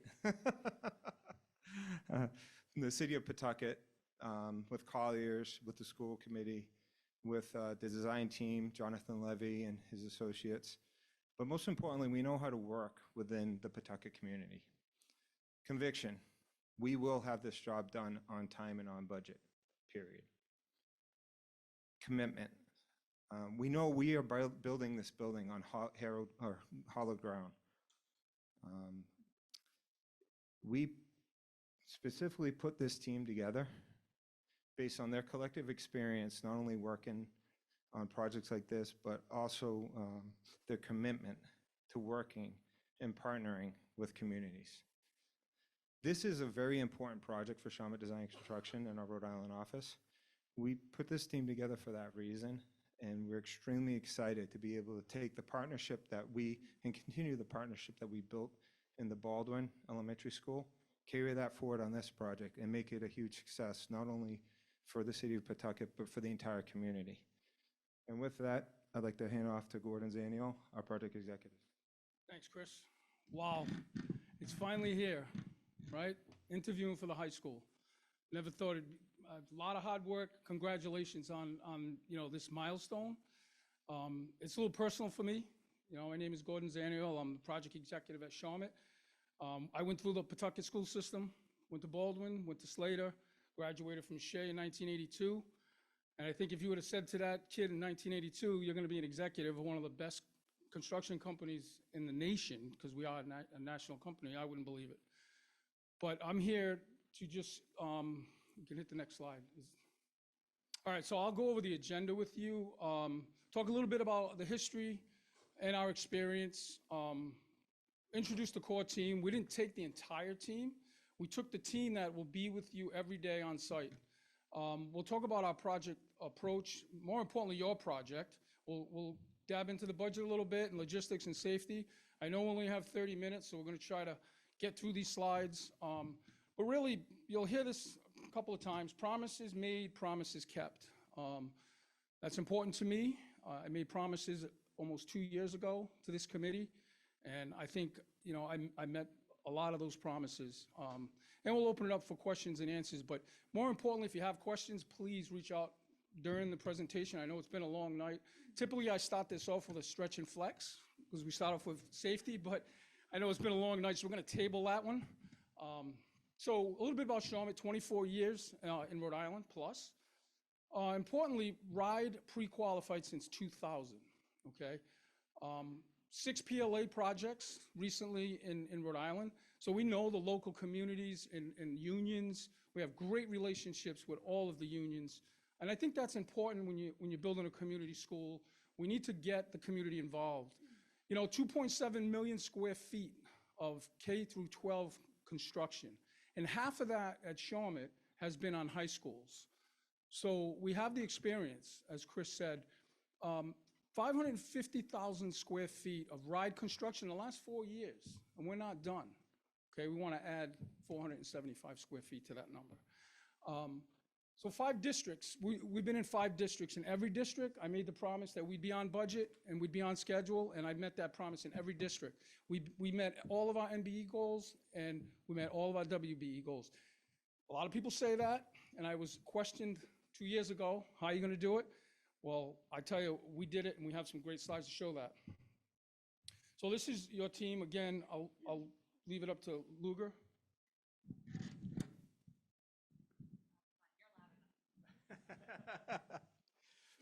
Good evening, everyone. My name is Luger Bain. I am an Operations Project Executive.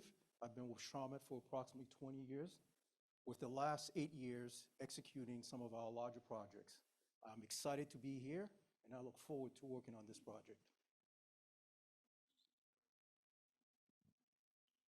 Okay, my name is Mike Katubi. Excuse me. I'm a superintendent, not used to microphones, so I apologize. I've been with Shawmut nearly 20 years now. I'm born and bred in Rhode Island, and I'll be your lead superintendent that gets this job delivered on time and on budget. I'm a passionate builder with a lot of experience on similar size and scope jobs, such as the Unified High School.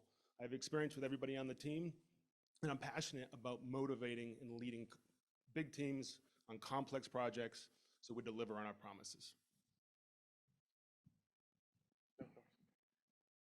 Good evening, everyone. Will Galloway, Senior Project Manager with Shawmut. I've been with the company for 6 years, and my family actually has a long history with Pawtucket. My great-grandfather started Galloway Seafood in 1920, and my grandfather opened Galloway Seafood Store on Smithfield Ave in 1960 and ran it until 2005.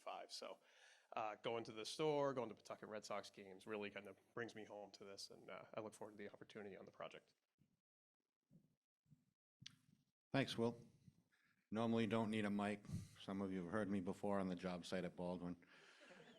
Brent Derrick, Senior Superintendent. You may have seen me at the topping out ceremony if you attended. My tie to Pawtucket is a little bit different. Haven't had the history that Will has, but my high school sweetheart and I went to a little school down the street on Walcott.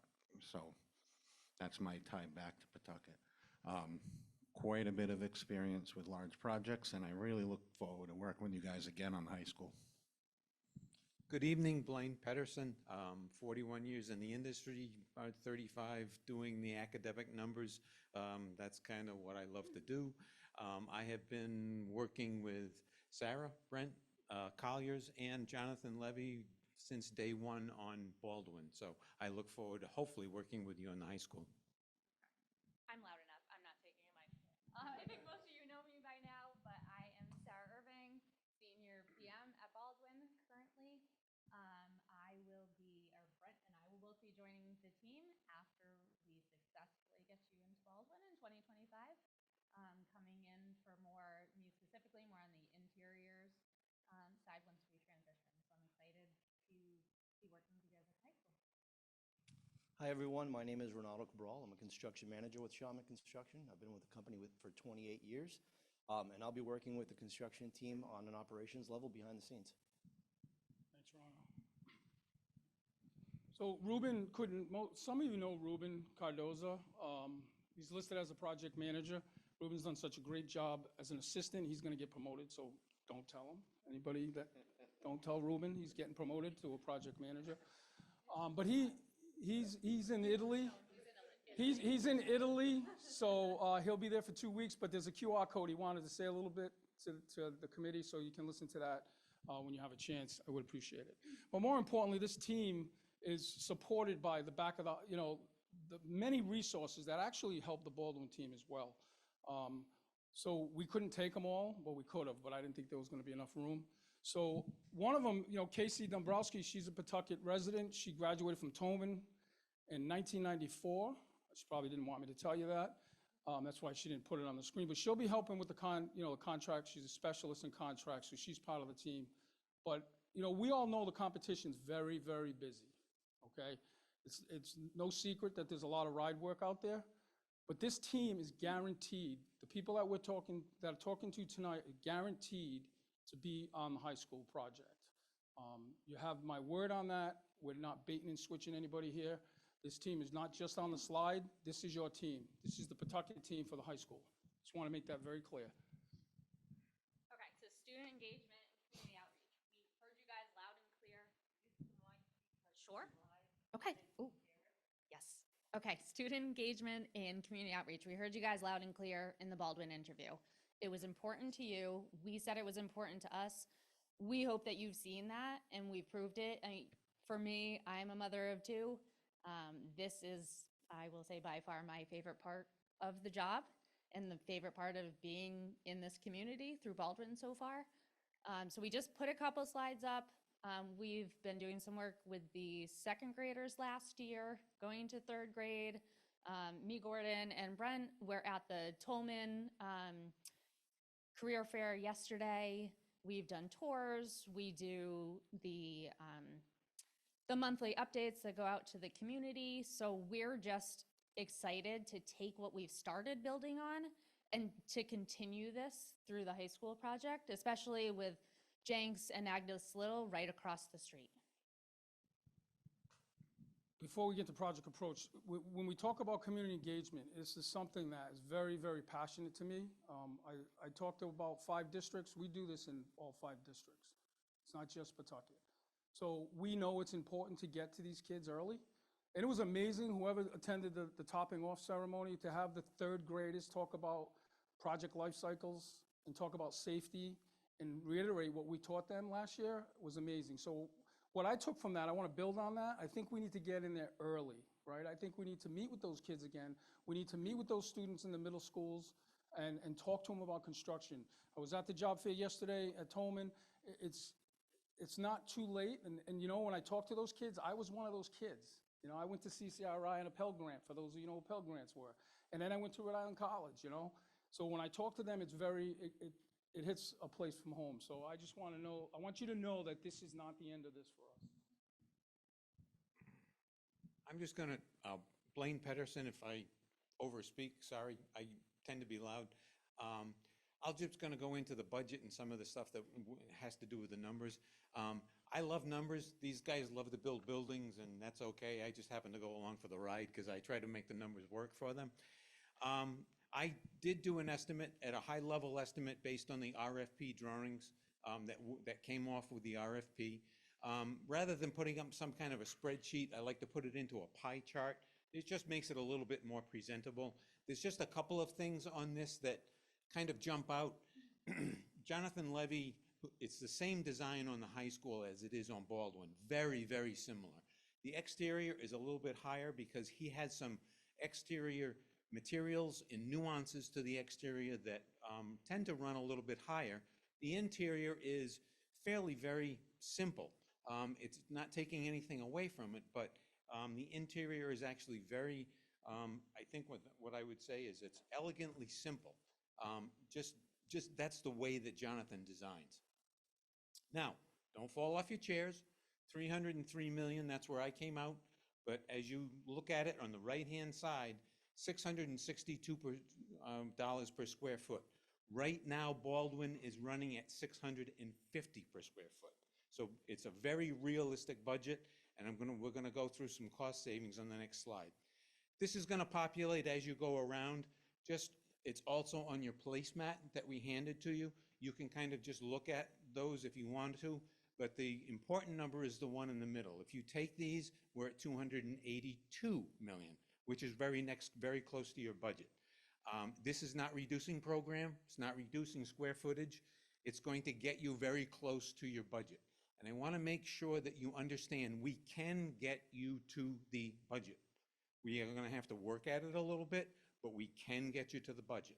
And everything, as far as I know, and we've had this discussion internally, is negotiable, including general conditions and general requirements, okay? I want to make that very clear to you. Guaranteed maximum price for Shawmut. What is it? We look at this from schematic right through the end, and we price the job, not just the drawings. And what I mean by that is we sit as a team collectively at a table, we go through the details, and we look at everything that has to be done. We looked at constructability. If a detail needs something, in order to make it complete, we carry that, we put it on the scope sheet when we get the 100% documents, and we make sure that the subcontractors understand what the scope is. Our logistics plans, same thing. We put it on the scope, we make sure that the subcontractors understand it. so that when we tell you that we're going to give you a guaranteed maximum price, that's exactly what you get. And hopefully that's been very clear. Number one, we make budget. Number two, a GMP for us is real. Just want to touch on that 1 minute. One thing that Charlotte does that some of our competition doesn't do is we get you to GMP as quickly as possible. So we will get you to GMP at 80% documents. We don't wait till 100%. We don't wait till half the job's bought out. We will get you to the GMP as quickly as possible. Thanks, Gordon. On the screen here is Billerica High School, the new Billerica High School, that we completed to accommodate approximately 1,800 students. This school was a 325,000 square feet building, similar to, with similar characteristics to your project. Some of the project highlights include that it was in a congested environment. It was adjacent to an operating school. It was adjacent to a fire and police department. It has similar CTE programming. This project came under budget, and we ended up turning over the project early to the owner. And as part of the savings, the owner was able to repurpose the savings to improve their branding. This slide here shows 14 CTE programs that we've been involved with over the course of our history. And as you can see here, we have a tremendous amount of experience in this environment. Okay, so we couldn't leave Baldwin out. We know everyone in this room worked tirelessly to get to where we are right now, steel topping off, and we're proud of the teamwork and where we come and gone so far. We're on time, we're on budget, and we're very proud of the relationships that we've built with Pawtucket, with Colliers, with Jonathan Levy, and Toronto Architects. So we're a very collaborative company. So we're very excited to take those relationships that we've built and move forward to the high school.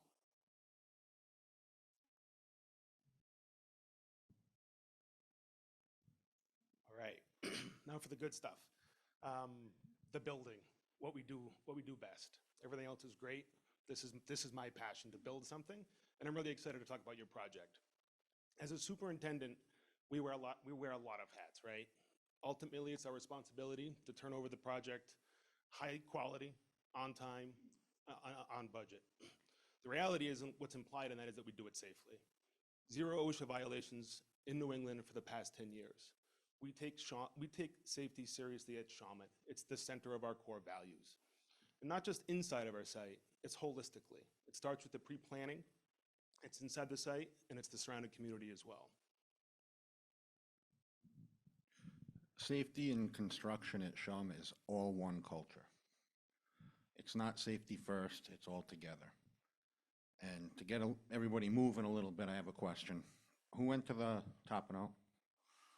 1, 2, quite a few, right? How many construction sites have you seen that are that clean and tidy? I'm gonna tell you not too many, because I'm on them all day, right? So that's something that personally I'm proud of, but also having a clean site is having a safe site, right? So that's extremely important to us. Another thing that we do is the traffic pedestrian signs, very vibrant in color, 3 different languages. Everybody knows what's going on the gates, the scrim. And then that's one of our ways we communicate. Another way we communicate is our look-aheads. In the look-ahead, we involve everybody. So the building department gets it, Colliers project leaders gets it, the foremen get it, everybody gets it.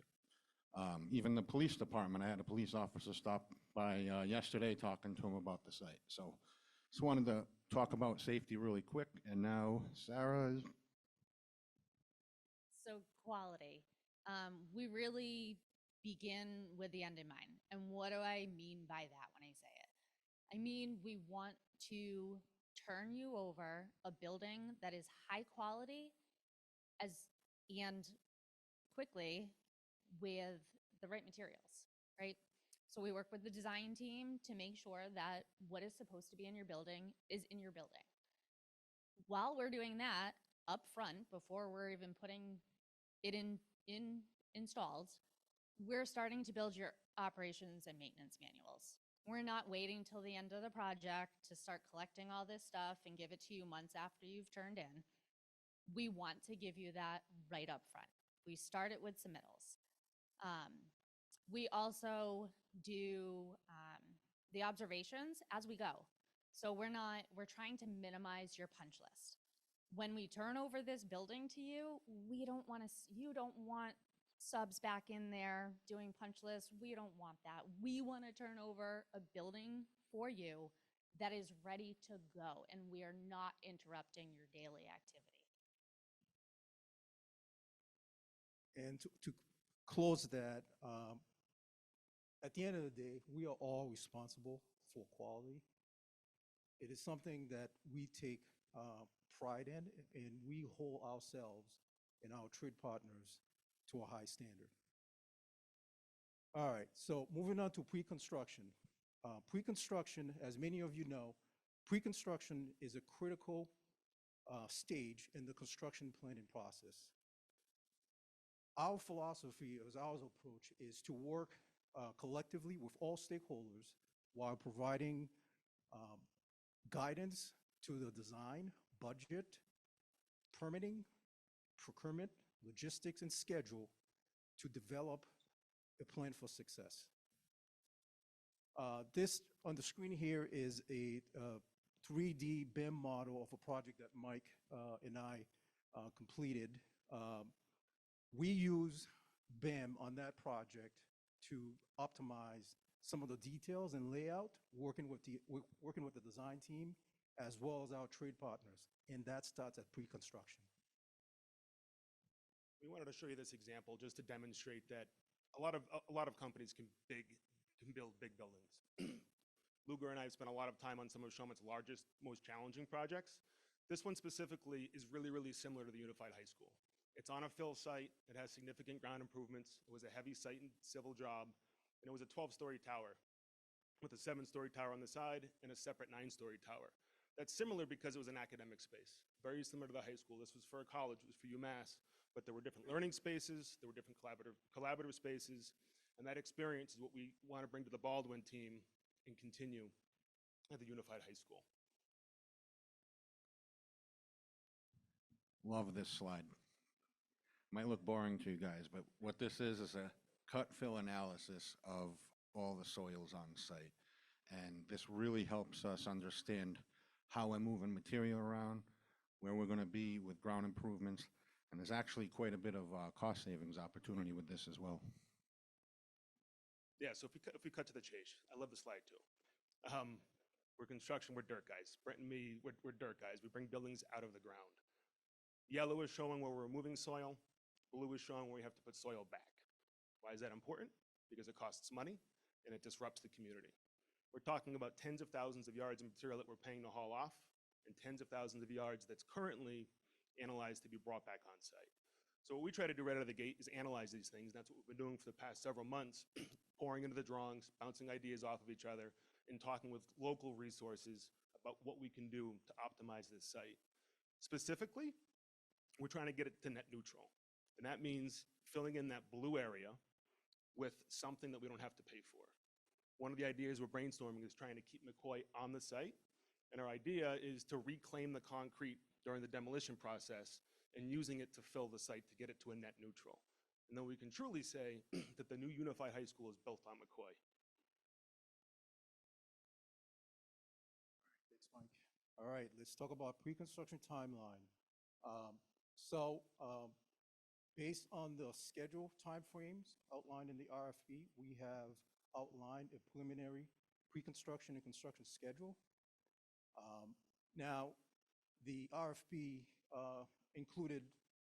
identified 2 early release bid packages for demo ground improvements. However, we believe that a 3rd package for concrete and steel will be necessary to support the construction schedule.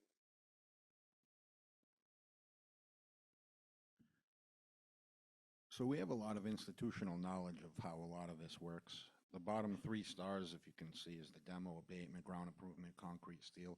We've already done all of that. We know how it works. We understand how the portal works for the building department. They get a hold of Mr. Hanley. We understand how to call the Pawtucket Water Department. They're familiar with us now. They have our email, phone number, everybody, right? Even Rhode Island Energy, which has in the past been a little bit difficult, but we have our primary already on site at Baldwin. We're almost a year early with our primary already. And that's because of the relationships that we're building and how we understand how to push these packages through.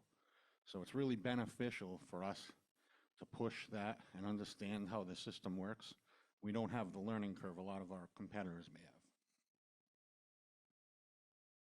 Here we are. Day one mobilization, one of my favorites. So this is the day we come to the site.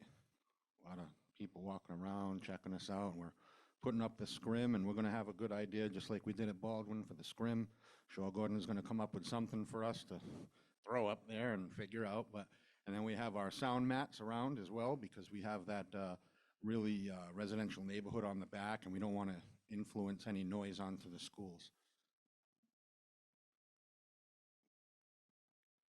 So you saw the little pinpoint. This is an area that we would like to use as our main entrance. And the reason for that is because that's where the industrial part of the city goes to the highway. So I know there's a bus stop there. I parked at the FedEx parking lot for a day, and I understood how the traffic worked and everything else. And honestly, that one spot right there, I think we can do better, and we'll come up with some thoughts on how to do that. And mostly because that is also a bottleneck right in front of the schools, is what I witnessed doing a traffic study. It's also great to get the trucks out. So now we're not disturbing anybody, and we want to stay away from Division and South Bend. So this is an early crack at a 2D logistics plan. Obviously, once we're brought on board, we'll sit with all the collaborators, the decision makers, and we'll figure out what works best for the community at whole. But what we're trying to demonstrate here is exactly what Brent was talking about. We recognize the residential area we're in, that's the green zone, we stay out of it. We recognize that there's learning going on directly adjacent and across from Division Street from us. That's important, we can't disrupt it. We're trying to focus all of our traffic to and from the site on the industrial area shown in purple to get to and from 195. We have a good neighbor policy.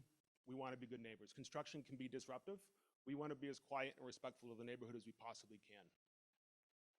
To that point, the fire department lives on the project site, right? We have a lot of experience, again, like Brent mentioned, working with local municipalities, officials, et cetera.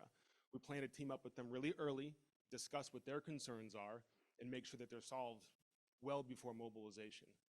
They currently have 360-degree access around the building.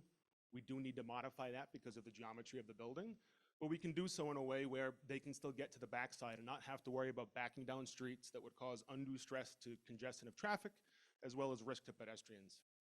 The old players lot, we want to establish early on as well as a secondary entrance to the site, so we can make sure we can focus on getting deliveries to and from the site, getting construction traffic local on our site and off of your streets. Now we have the demolition. So taking McCoy down, there's only one way to eat an elephant, and that's one bite at a time. As you can see, we have the sound barriers up, we have the water buffaloes, and that's going to keep all the dust down. That's not dust that you see in the pictures, that's water to keep the dust down. We did it at Baldwin, and I will say we have 0 complaints at Baldwin for dust and 0 complaints for construction that I know of. After the demolition starts, we start getting ready for excavation and underground. That's right. So the stadium is down or removed by the end of this year. We remobilize after the site is raised, utilities are disconnected in the beginning of 2025. And we begin our ground improvements in spring. Those ground improvements consist of multiple crews spread throughout the job site, and that activity will stretch the entire year of 25. But the real milestone that we want to jump into is foundations. We're scheduling concrete to begin in September of 2025. And similar to the longest game played at Pawtucket Stadium, McCoy Stadium, 33 innings, from that foundation milestone to substantial completion, we have 33 months. So our ball game starts right then at foundations, September of 25. By June 30th, 2028, the project is complete. So one of the items on here is the steel, really quick. And we talked about local, being in the local with the unions and everything else. So I am a member of Local 37 Iron Workers. So I have a connection there, been a member since the 90s, so just wanted to put that in, and I'll be on site for steel. The last thing I'll add, there was a specific question about how do we feel about the schedule. What our team can say unequivocally is that we can make the schedule and we can possibly better the schedule. By getting involved in the pre-construction, we have several ideas on how we can do that, but we're confident in saying that by fall of 2028, the school will be occupied for beneficial use.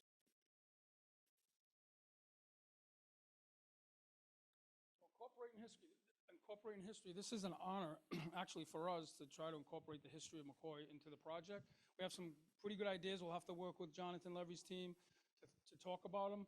You know, we've done it in the past, like the Hood bottle, that came from the Hood factory. We refurbished it and we added it to the Boston Children's Museum. It's an entrance and a ticket booth. It's really amazing. So we have the experience to do that. You know, that's Hope High School. That auditorium hasn't been used, it was 8 years. It was built in 1938. We brought it all back to life, original moldings, plaster moldings, and now the students are using that auditorium. It's actually a theater, one of the 1,200-seat theater. But let's get to McCoy, right? The 33 innings, we all talk about it. Maybe we incorporate something like that. Mrs. Paws is out there getting weathered, and she's deteriorating. Let's get her out of there. Let's bring her in and give her a makeover, right? And we'll find a home for her, wherever it may be. We'll have to collaborate with everyone. This is something we will really, and again, we'll speak with the design team, but that's home plate. That's where it lands on the project, and that's the 2 foul poles. Can we possibly move that building to get the home plate inside the building and the floor? And it'll be there forever. The foul pole's the same thing. Maybe we can incorporate the way the building turns and we get these foul poles inside the building. If we don't, maybe we have them outside, fenced a little bit, landscaped a little bit. This is right field foul pole, this is left field foul pole, this is home plate. So those are the things that we just been brainstorming, thinking about. Like I said, we've been thinking about this project probably as long as the school committee's been thinking about this project. Okay, MVWB, again, something that we understand is very important to the community, us as well. What we have up here is just to demonstrate the success we've had on other projects. What I really want to point out is where we are in Baldwin right now, right? We're in Pawtucket, we're living this. We were grandfathered into the 10% goal for RIDE. We are currently, I can proudly say, at 14.9%. So we, even though we're grandfathered to the 10, we're striving to achieve the new 15% goal. This is a diverse community. The community deserves contractors who are as diverse as the community, right? We want the kids to see what can happen when you grow up if you get into this industry. One of the things, before we hit this, one of the things I want to say about that slide is that we hired a local erector. The steel erector was from Pawtucket, and the Miss Metals guy was from Pawtucket. So Shawmut takes it pretty serious. We have a goal in our company, not just on public work, not just on any other work. We strive to do 10% on all our projects at Shawmut. So it means a lot to us. It means a lot to the communities that we work in, and we walk the walk. So the X factor, what does that mean?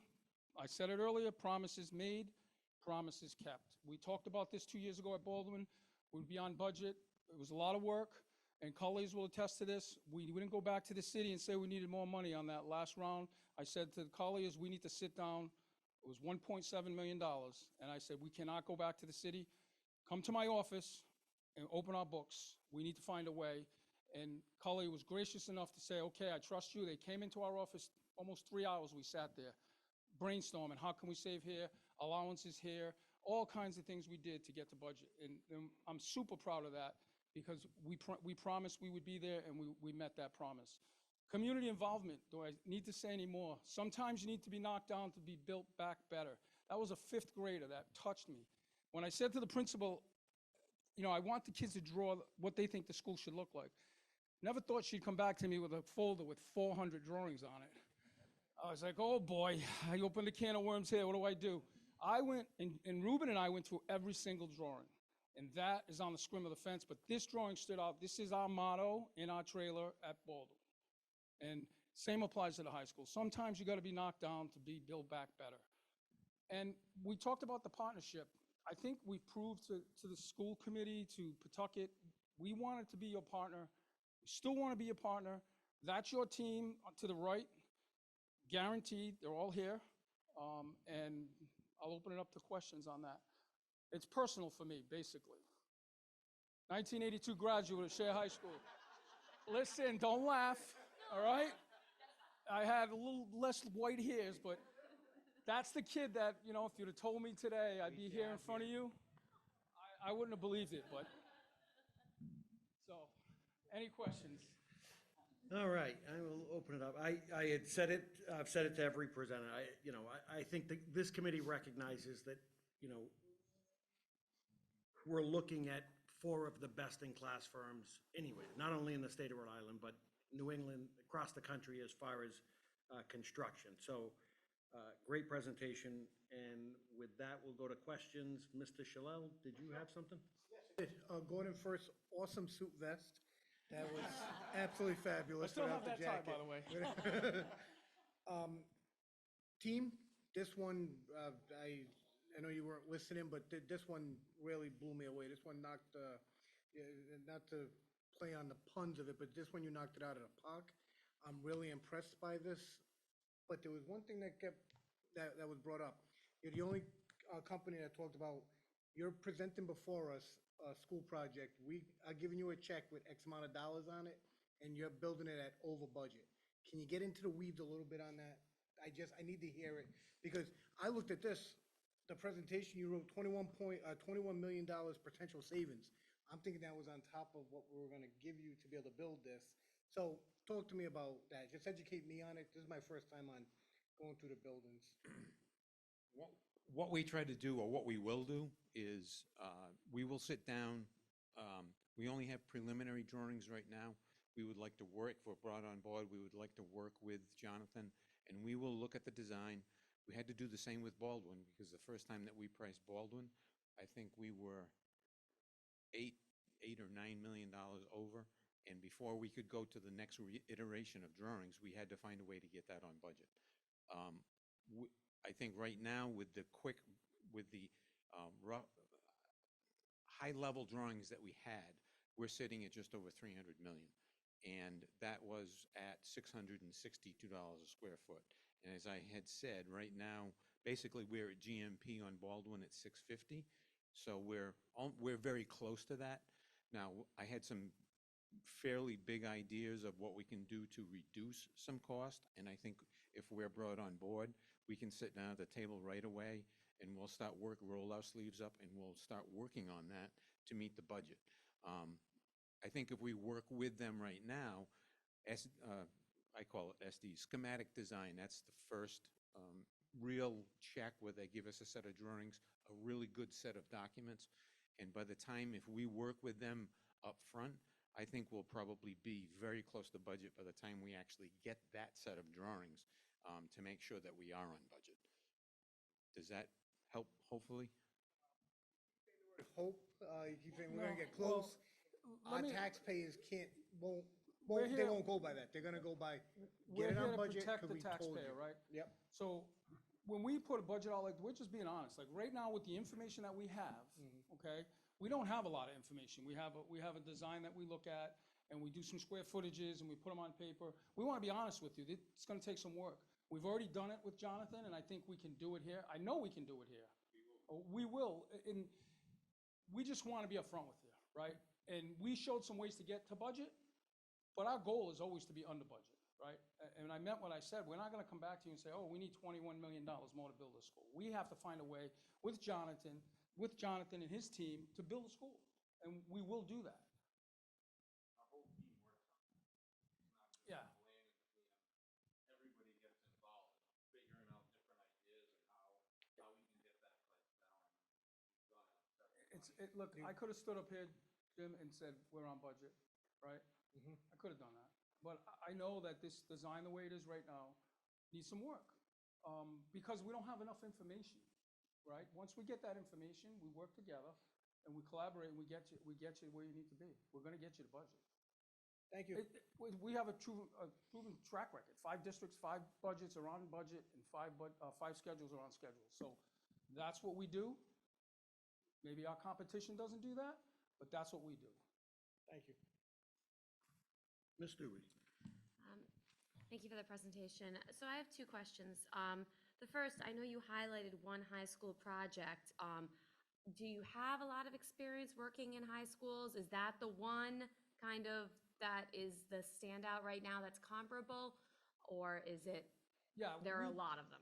There's quite a few of them, actually. We just didn't have enough time to put them all on the slide and talk to all of them. That was the one that was most comparable. But we have quite a few. And again, there's just started building high schools in Rhode Island, right? So there isn't many that they can say, I built 10 high schools in Rhode Island, because they're all getting built now. Exactly. So, but we can say we built 12 to 13 in Massachusetts, absolutely.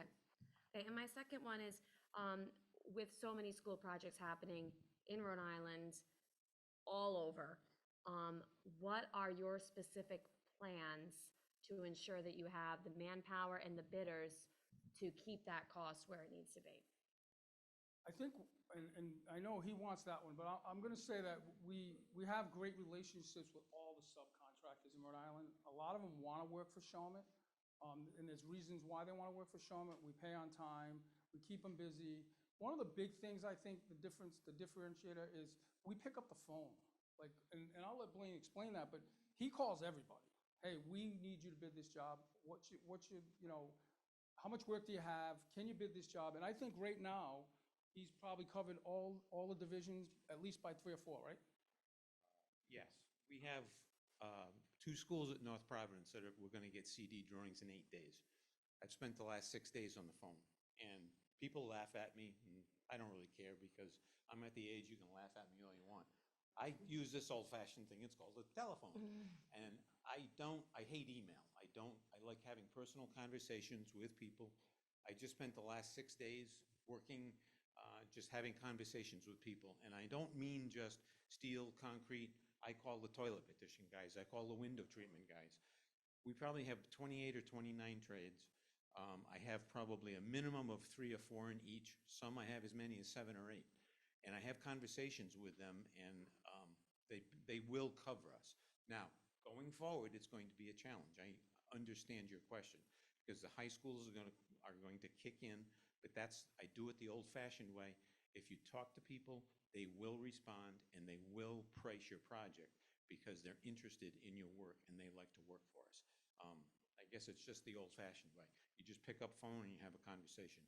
We've gone to Connecticut, we'll go to Massachusetts. We will get the people and the pricing in order to do it, and that's how we do it. Ms. Pinello? So, have you put anybody in an internship over at Baldwin? From college, yes. Oh, at Baldwin, we can't put anybody in internships until they get to a freshman year in college. Okay. But once they get to that point, and we explained that yesterday at Tolman, we had some interesting, students that asked, and their freshman year, absolutely, we would bring them in. Now, does that mean when we talk about the CTE, because we had it when I went to Slater, but we took it away, right? We want to work with the teachers and the faculty, and I think we can have a program that we can teach these kids carpentry, teach them plumbing, teach them electric, work with our trade partners. They all know that this is my passion, and I have some of them come to the presentations that we do, and I want to continue to do that. But an intern, to answer your question, an intern from high school is, we have to wait till they get to that freshman year in college. So at 18, they couldn't work on your site somewhere? At 18, they could, yes. At 18? Yes, they have to be Okay. 18. All right, so the next question I have is your PLA, which is the best in Rhode Island. Thanks to you. So I've been told. Have you been able to bring in any Pawtucket residents to work into the unions Yeah, with the contractors? I said that earlier. I think we need to keep track of that more. But I know personally, just people that I know that are working on the site, there's many Pawtucket residents that are working on the site. I go have a couple of drinks on a Friday. There's people in the bar across the street that work on that site. So the answer is yes.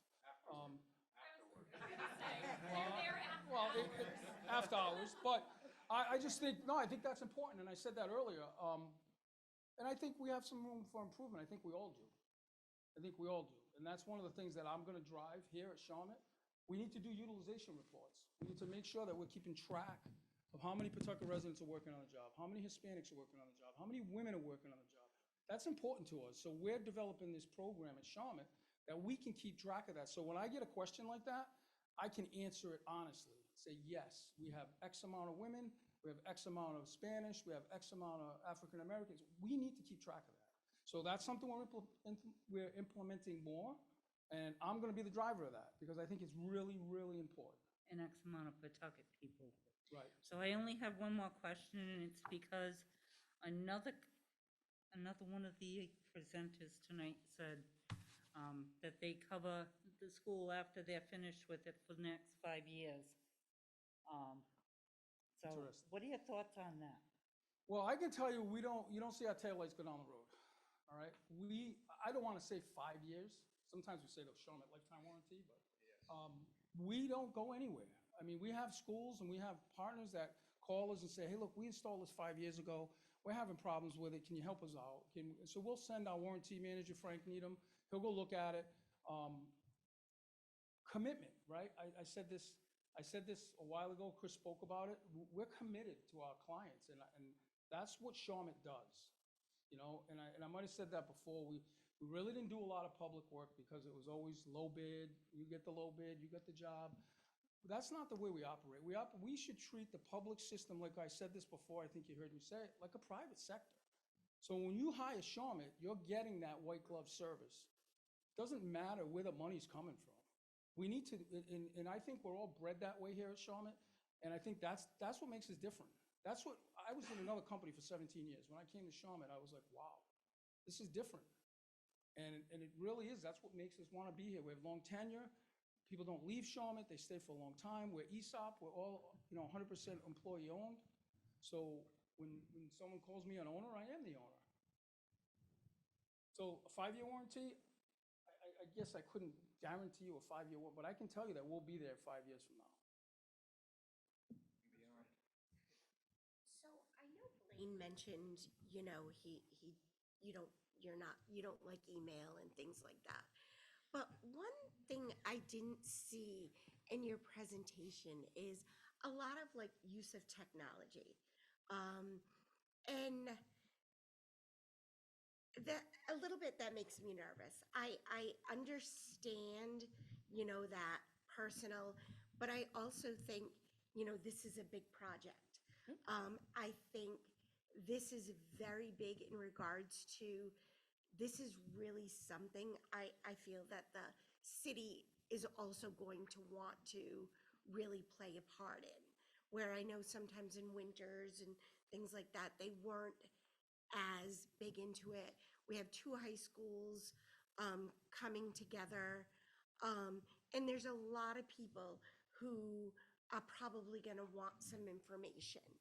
And I just think with certain technologies, it affords people that easy access without having to come to you, bother you, because your focus needs to be our buildings.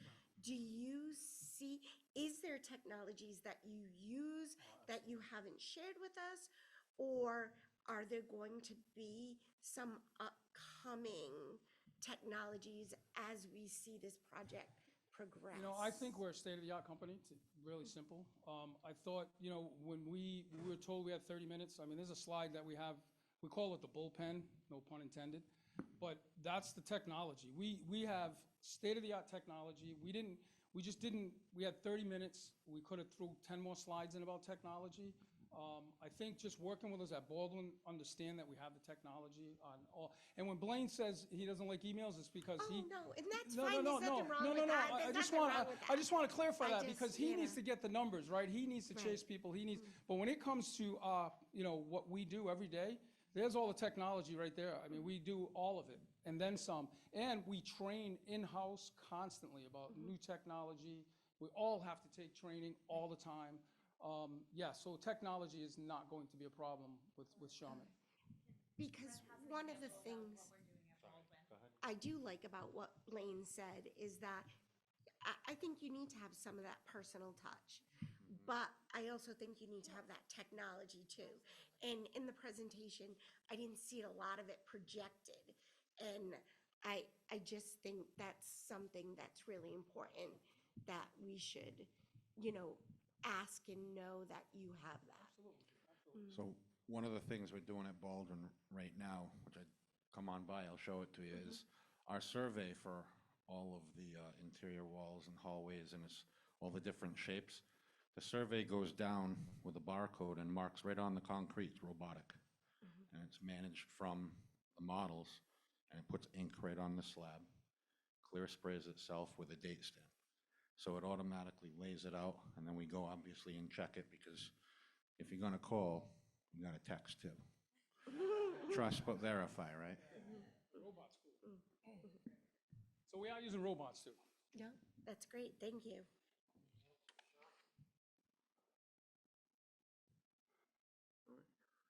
The biggest challenges so far at Baldwin, finances aside, the location, the building, what's been the biggest challenge? I think the biggest challenge in the beginning was getting into budget, satisfying RIDE with the design.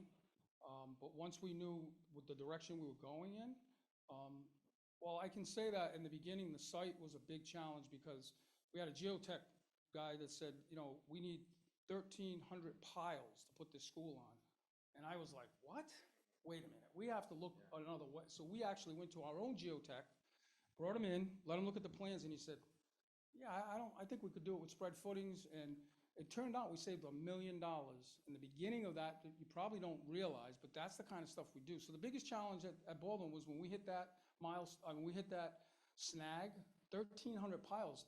That school was there for 60 years. But those are some of the things that we just don't take, you know, geotech says, we need it. No, well, let's look somewhere else, because we got a little fuzzy on that, but I would say. That would have been an unforeseen condition that every job you go to, it's in the ground and the owner has it, because it's your ground, right? And we're like, we did, and this is, to go back to your question, we don't want to spend more money. That's not what we're trying to do.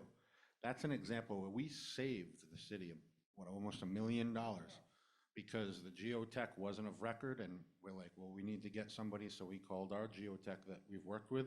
They came out, and there go the piles. We just turn the dirt, go down many areas. I mean, it was back to technology. We used the Trimble to get all the grades. We used the Trimble to lay it all out, and then the structural engineer had that. So we really did work on that. I had one other challenge, and this is kind of kudos to us in a way too.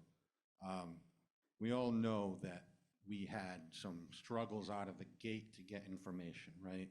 And it was a school project, we get that, and there were meetings and all that, but one thing I'd like to say is, we haven't stopped yet. We've pushed forward through the whole project, and I'm there every day. I can tell you every story and everything that went on. Pick a day, I'll tell you. I know. All right, anything else for Sharma?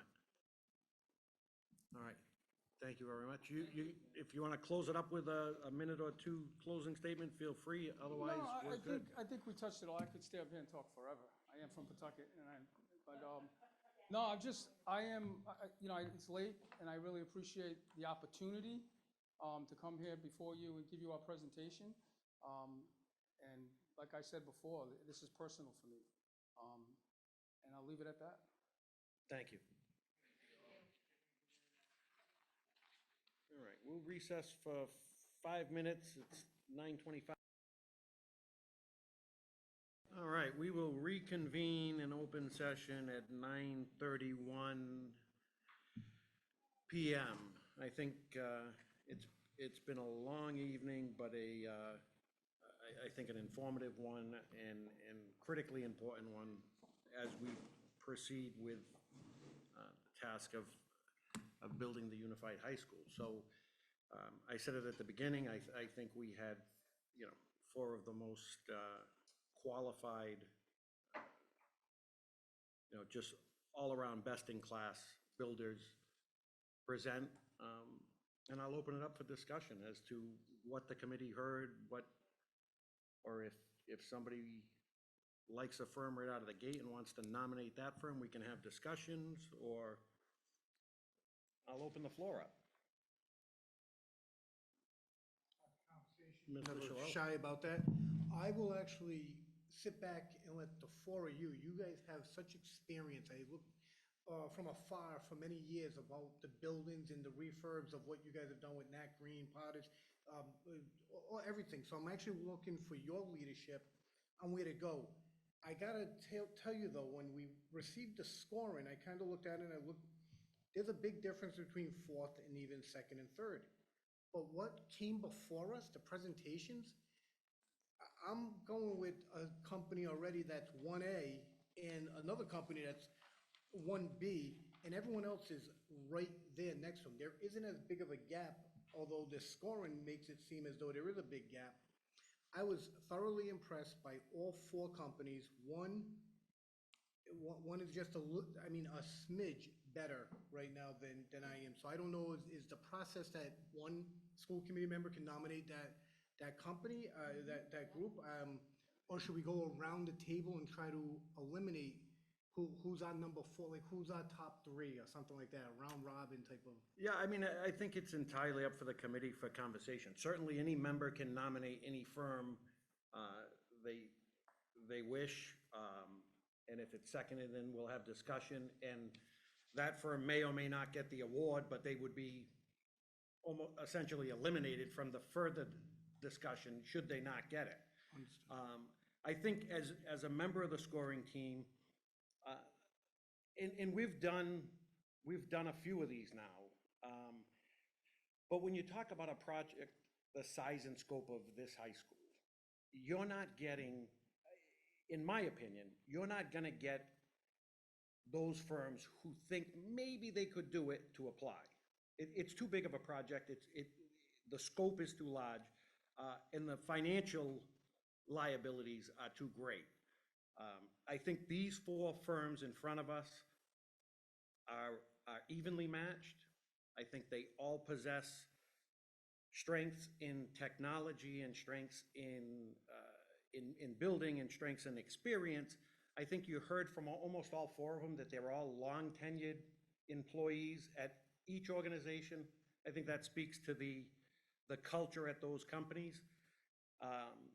You know, for me, and I'm with you, Mr. Shalal, I think they're all, even after the presentation, I think they're all still bunched up together. What I heard and what I listened for is the community involvement piece. Listen, they were all gonna use essentially the same subcontractors, the Ardent Engineerings or Delta Mechanicals. Or we see it all the time as these bids come in. Wait a minute, it's the same. So it was, what firm possesses that communities? You know, what have they done in the community in the time they've been here, those who have worked with us? And how does that shape a decision going forward? Ms. Luby, you have a? Yeah, I agree. I was just gonna say that they were all very good presentations. My notes were that the first group, Consigli, really highlighted being good neighbors. They talked about a marriage, they talked about a partnership. They seemed to be a very tight-knit group, and they focused heavily on their safety and cleanliness and influence on the neighbors. Those were all my positives. My negatives were they're new to the Rhode Island market. They're new to building in Rhode Island. I think that requires new partnerships. They did highlight that they'll be able to work with Massachusetts and Connecticut. We like to work with local groups, and they only have one JLA partnership. The next group, DMAO, they really pushed their CTE experience, how they were local. They said it multiple times, and they had slides that anticipated our questions. For the negatives on them, I said that they did just get the Warwick project. They have a lot of current projects that aren't just schools. When they showed that pie chart, they were showing just school construction and saying, look, at all of this needs to be accounted for, but a lot of their projects are not school-based. And they do not have any experience working with JLA. For Gilbane, it's a dedicated team from Rhode Island they talked about. They talked about teamwork, family. They have that local high school experience working in East Providence. They have experience with JLA, DLR, Colliers. They really highlighted their MBE, their WBE, their national experience. I saw in Gilbane a lot of what we saw in JLA, DLR, in that you have a local with a national reach. All of that was great. The negative there was the Winters experience. And honestly, with the fact that that is their number one experience they've had with us recently, I don't think it should have warranted questions afterwards.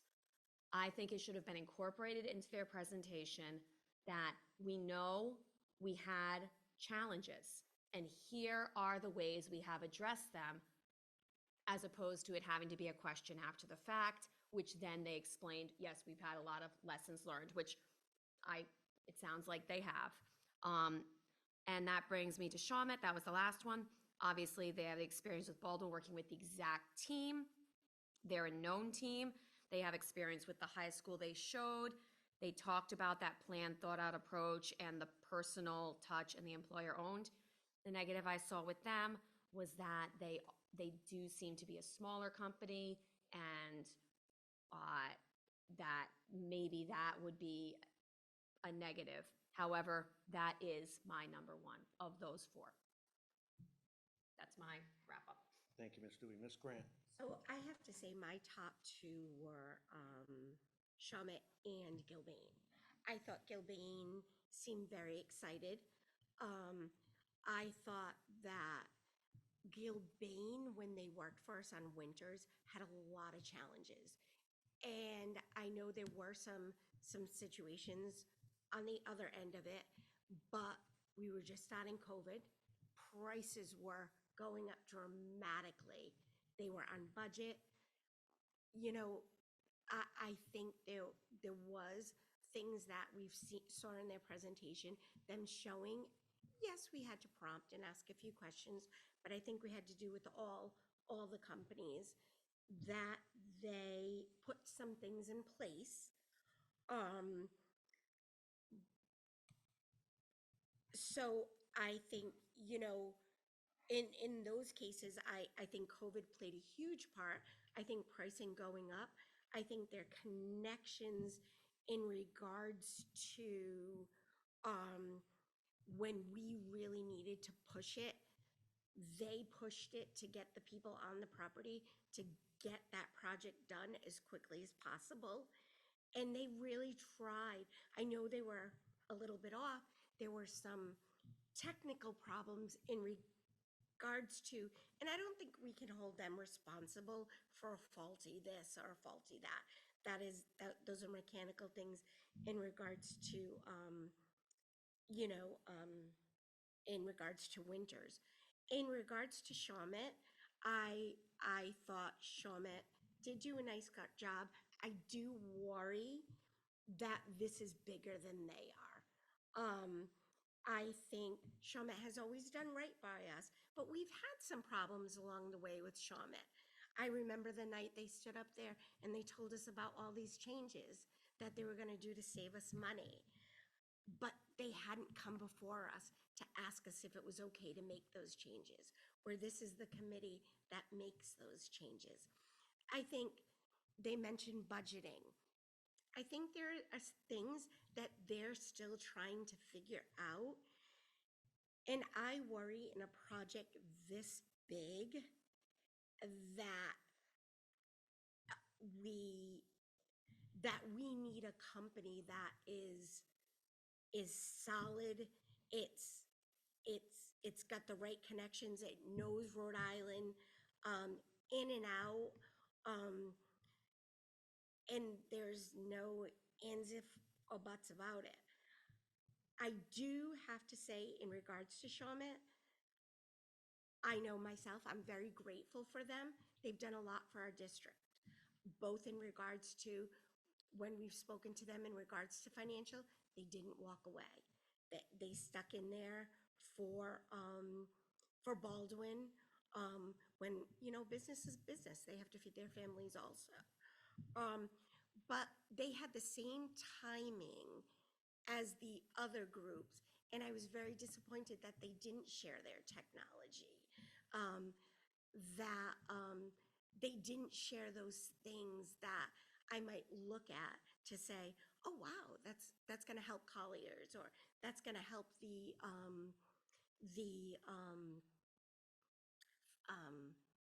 what are we called? The committee, what's our committee for? Construction committee. Help our construction committee get answers a little quicker. So I worry in that sense. So with that being said, Gilbane is actually mine. And like I said, it's more because I worry that this project and what comes with this project, we just need a bigger company that knows where to pull all these people from. And I just feel that Shawmut is just still kind of feeling things out. He mentioned the budget in the beginning and the other things I had mentioned. So that's kind of where I stand. All right, my 1A was Shawmut, my 1B was Consigli. I think they both came here, were very prepared on the micro. The other gentleman, the one that didn't need a microphone at all, he did his homework by physically telling us what happens outside this door. He knew where the buses were. He knows exactly where they're gonna use for entering and exiting the construction site. He knows the type of bottleneck. They talked about adding the sound mats without being prodded by you, Ms. Bonolo. Not that you were very prepared today, Ms. Bonolo. Yeah, my dinner very much appreciates how much you were prepared. They talked about the high school as though their hands are in the ground. They really cared about the area. I just think they did more of their homework on something that you said, Mr. Chairman, the local connections. They really talked about the Pawtucket local connection on what this will mean to them and what they can do. And we as a committee, we already have the proof is in the pudding. One company, we know how they handled an error, no matter whose fault it is. We know how they handled the winter situation. But we know how Shawmut has handled the budgetary problems with Baldwin, and every single time they've come back and they've met it. They've shown that they're not only gonna work with us, they're gonna get to it. So, Ms. Doobie, you talked about positives. I think Shawmut is willing and wants and can do it. The negative is that they came to us with a budget that's over what we can pay right now, but I think they were so truthful and honest to us and proved to us with the Baldwin project that they'll get this under budget. I really believe in what they said tonight. I was impressed by their presentation, so my 1A is Shawmut. That's all.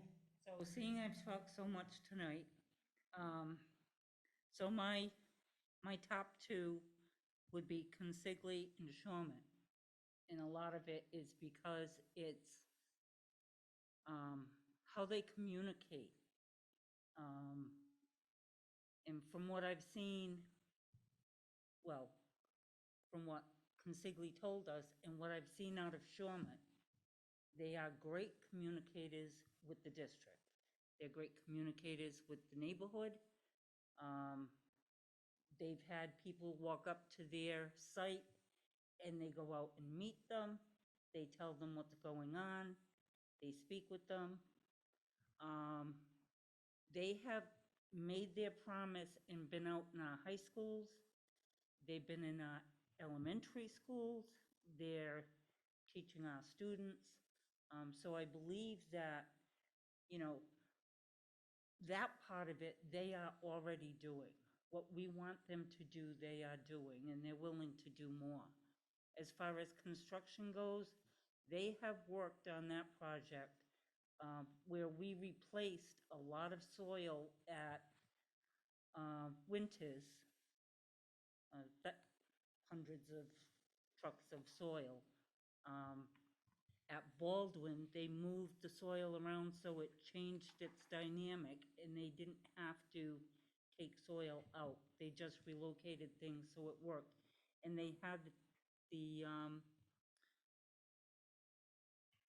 display of what areas they already had to fix at the new high school. So my number one would be Shawmut.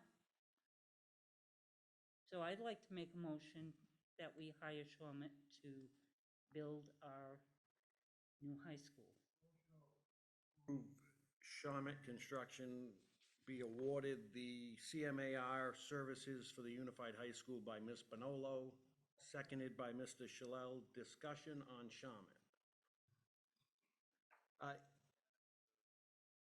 Since Ms. Bonolo made a motion, but I didn't weigh in on how I perceive the floor, but, no, all thoughtful comments from my colleagues, and I'm with you on all of it. Ms. Grant, I think I'm with you. But for me, I think what I wanted to hear from Shawmut was, because I view it as they all use the same software. They all use generally, I saw Procore or something up there 4 different times today. And I had Consigli as my second. I thought they came loaded for bear.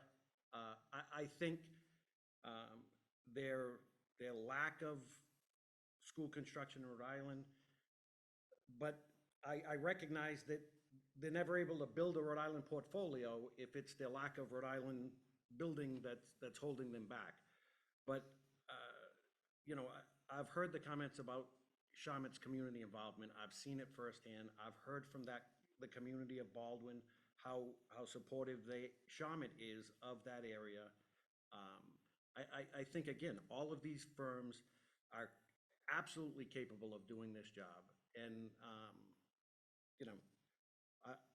I had Shawmut as one, and I had Consigli as two. There's a motion on the floor to approve the CMAR services for the Unified High School to Shawmut Construction. It's been seconded. Any further discussion? Roll call on the approval for Shawmut, please. Ms. Manolo? Mr. Shalal? Ms. Doobie? Yes. Ms. Grant? Mr. Charbonneau? Yes. All right, motion passes 4-1. Any other business in front of us? There being none. Motion to adjourn by Mr. Shalel, seconded by Ms. Doobie and Ms. Bonolo. Any discussion? All those in favor? Aye. Good night, everyone.